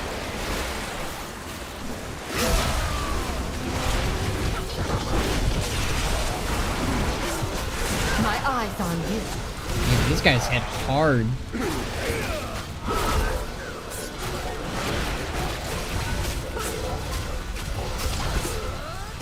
Well, John's immortality is type where he's hit a bucket and comes back to life and they drive him crazy. Sounds a little busted, but alright.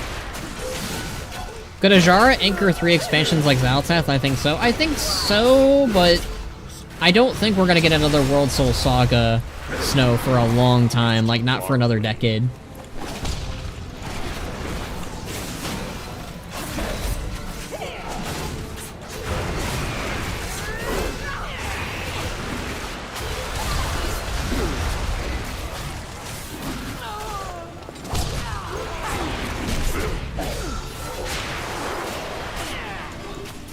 Now strike!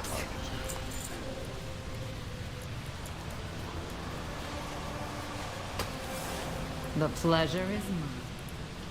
The pleasure is mine. Okay, I have an idea. We're gonna pull all these guys. Gather We're gonna pull them over here.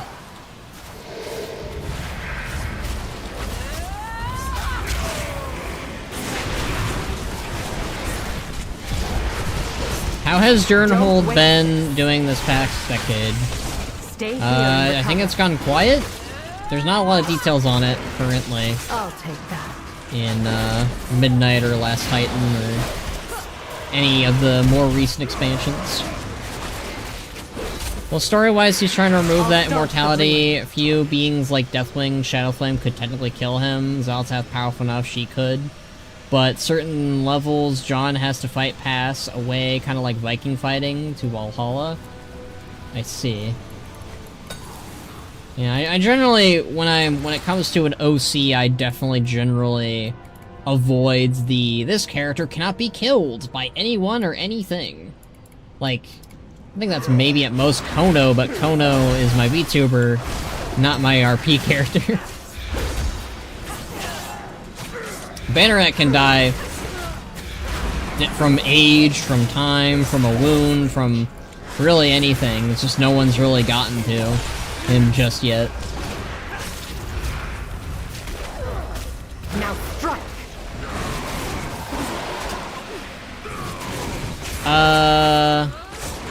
The Dune Mole. You mean Dire Mole? Dire Mole, again, not really anything new for them either. Oh, the Dune Mall ogres? Well, again, there's really not been any developments at all, Leandra, regarding them.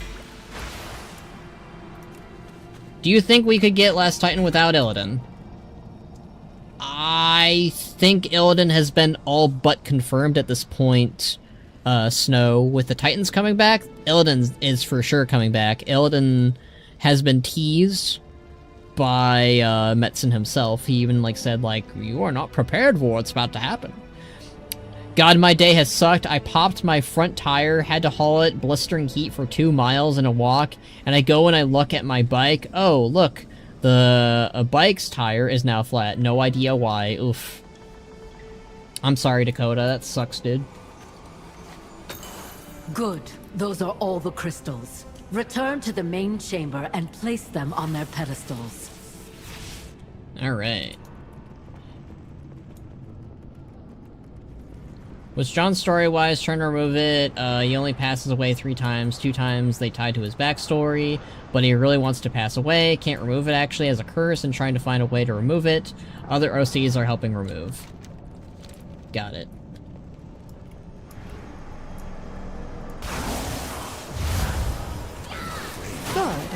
take its skin. Oh my god. Out of context, that's a, morbid-ass line, Valera.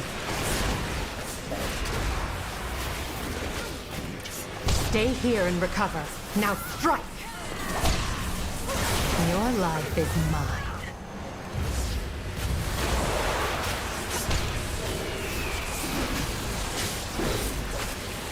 Anyways, what's Ban's son doing while Midnight's happening outside of leading the clan? I mean, he's leading the clan, he's preparing them maybe to go to battle with the Void and help out with Silvermoon, but, that's all I'm willing to share. Gotta head off and babysit my niece, and nephew, because my sister and her husband have the flu. Great stream and talking, take care. Thank you, Snow, you have a good one.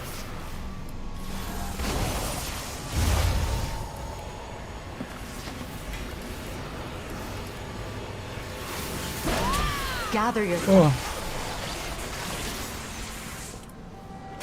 There we go, we let him out.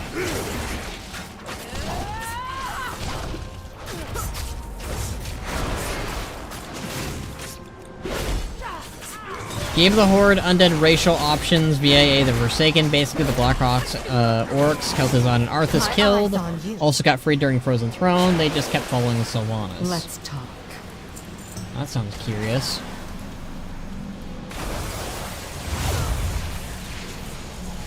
Preparing? How he's meant to do that? Nobody knows there's a problem, apparently. Well done. The Twilight's blade will not best the Shaldori this day.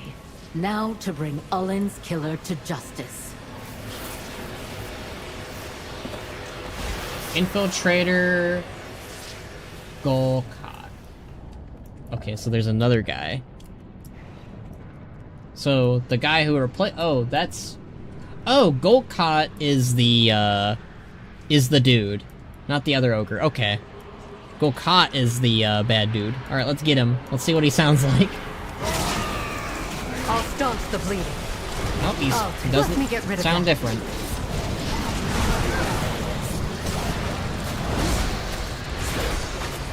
Frickin' LUAers.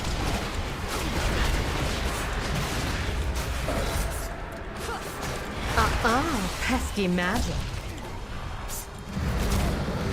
Your life is mine.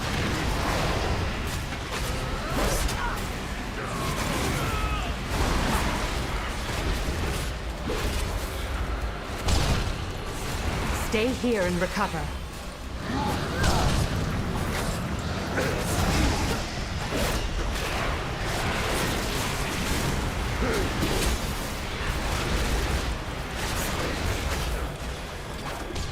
Let me get rid of that.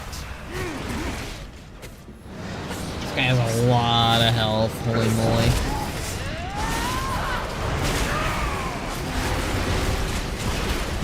Your pain, my pleasure.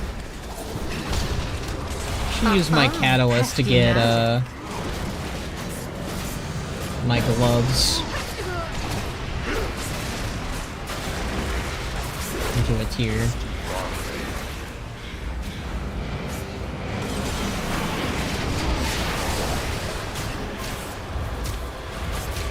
I'll take that. I'm not reading that, Leandra. I don't have to read everything you guys type out.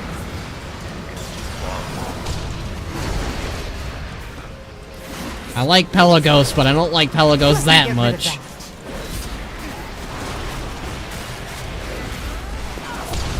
I'll catch up with the chat after this guy's dead.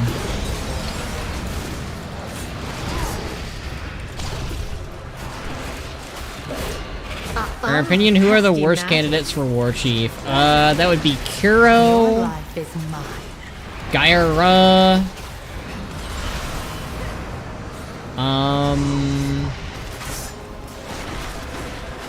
Voss or Kalia. Anyone from the Desolate Council really would not work.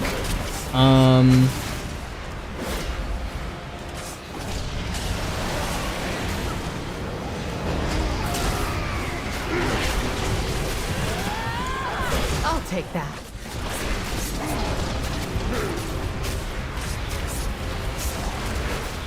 Stay here and recover.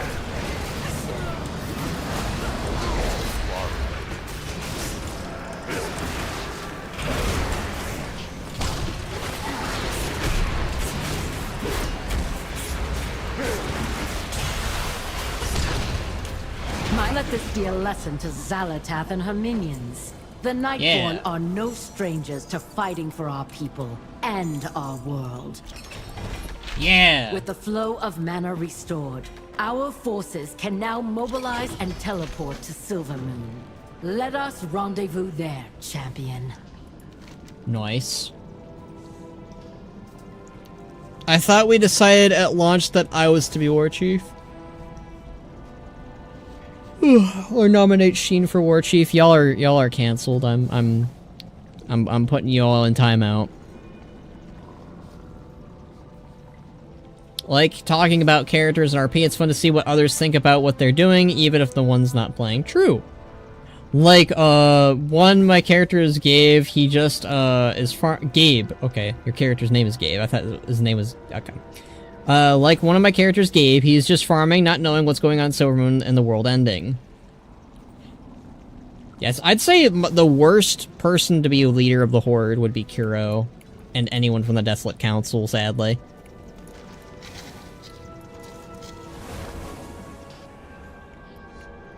Alright, then we can leave.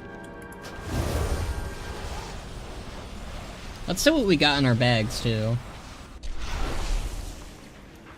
Okay, Fungarian banner, Amani dinner table. Okay, we got some decor. Ooh, I got a new weapon. I got a fist weapon? Since it's a 12% upgrade, interesting. Oh, nice! They put the delve here, that's genius. I like that. It is Very time good. for the Nightborn to honor the debt we owe to Quel'thelas. G Firepaws War Chief? He'd be okay, but he's not the worst candidate. It's kind of surprised Cinder Thresh and whoever the Earthen Emissary isn't, okay, well, I forgot about Cinder Thresh, and the Earthen don't have a, leader.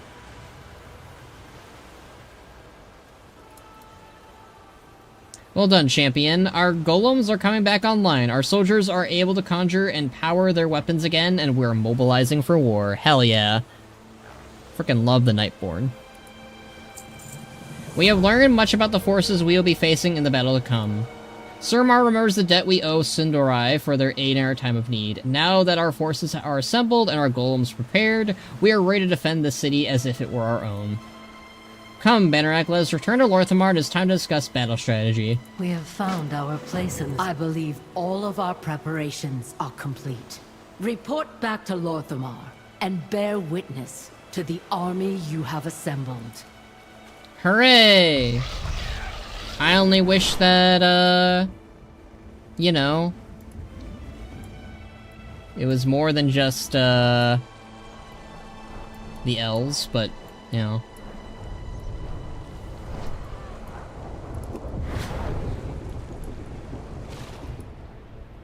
I do like that we can actually see the developments, though, a little bit of what we've done. Champion! Azeroth's wounds! Oh, that's kind of cool. We have the... I wonder if those portals will remain open. So we have a portal to Surmar.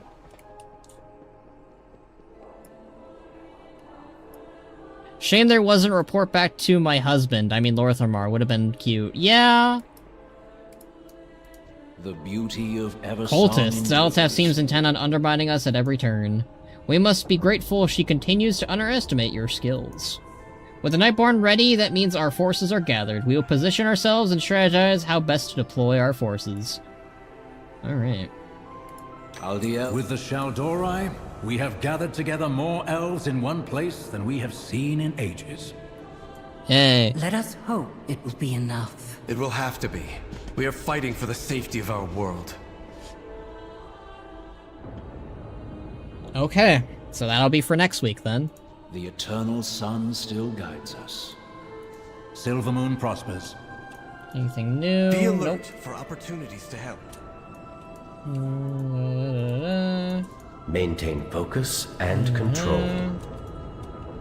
Xal'atath. Oh, hey, I can read this now. This is new. Varisa Windrunner personally massacred my people in a vendetta over her lost husband.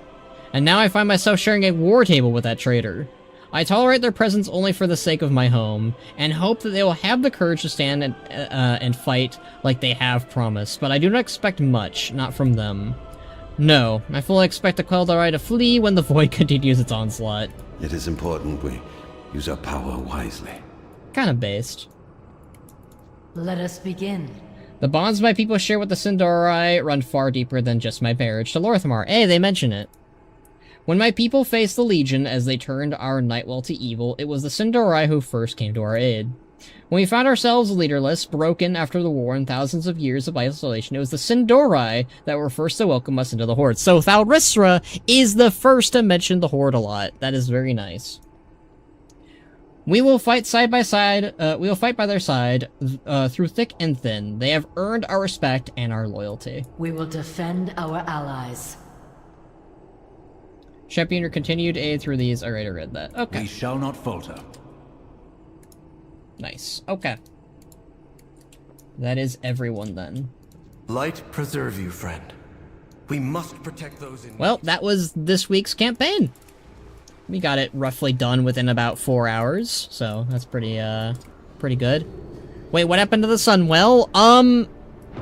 Xal'atath got what she wanted, and, she has, redirected everything to corrupt the, Voidwell, and, not Voidwell, sorry, the Sunwell, and make it the, Darkwell. So, yeah. That's currently what's happened with our favorite little, Sunwell. Okay, be seeing you. Yep, I'm going to be ending the stream. Thank you all for, tuning in for another week of lore. I will be doing, hopefully, excuse me. I'll be doing the story, I'll be doing the story next week, obviously on Tuesday, like I've been doing. But that will be for next week. Yeah. So I will see you all for next week then. Thank you all for tuning in. I'm going to end the stream, go relax, gonna chill. And, you guys have a good day, night, morning, wherever you are. But, the Sunwell got corrupted again. Yep. Alright.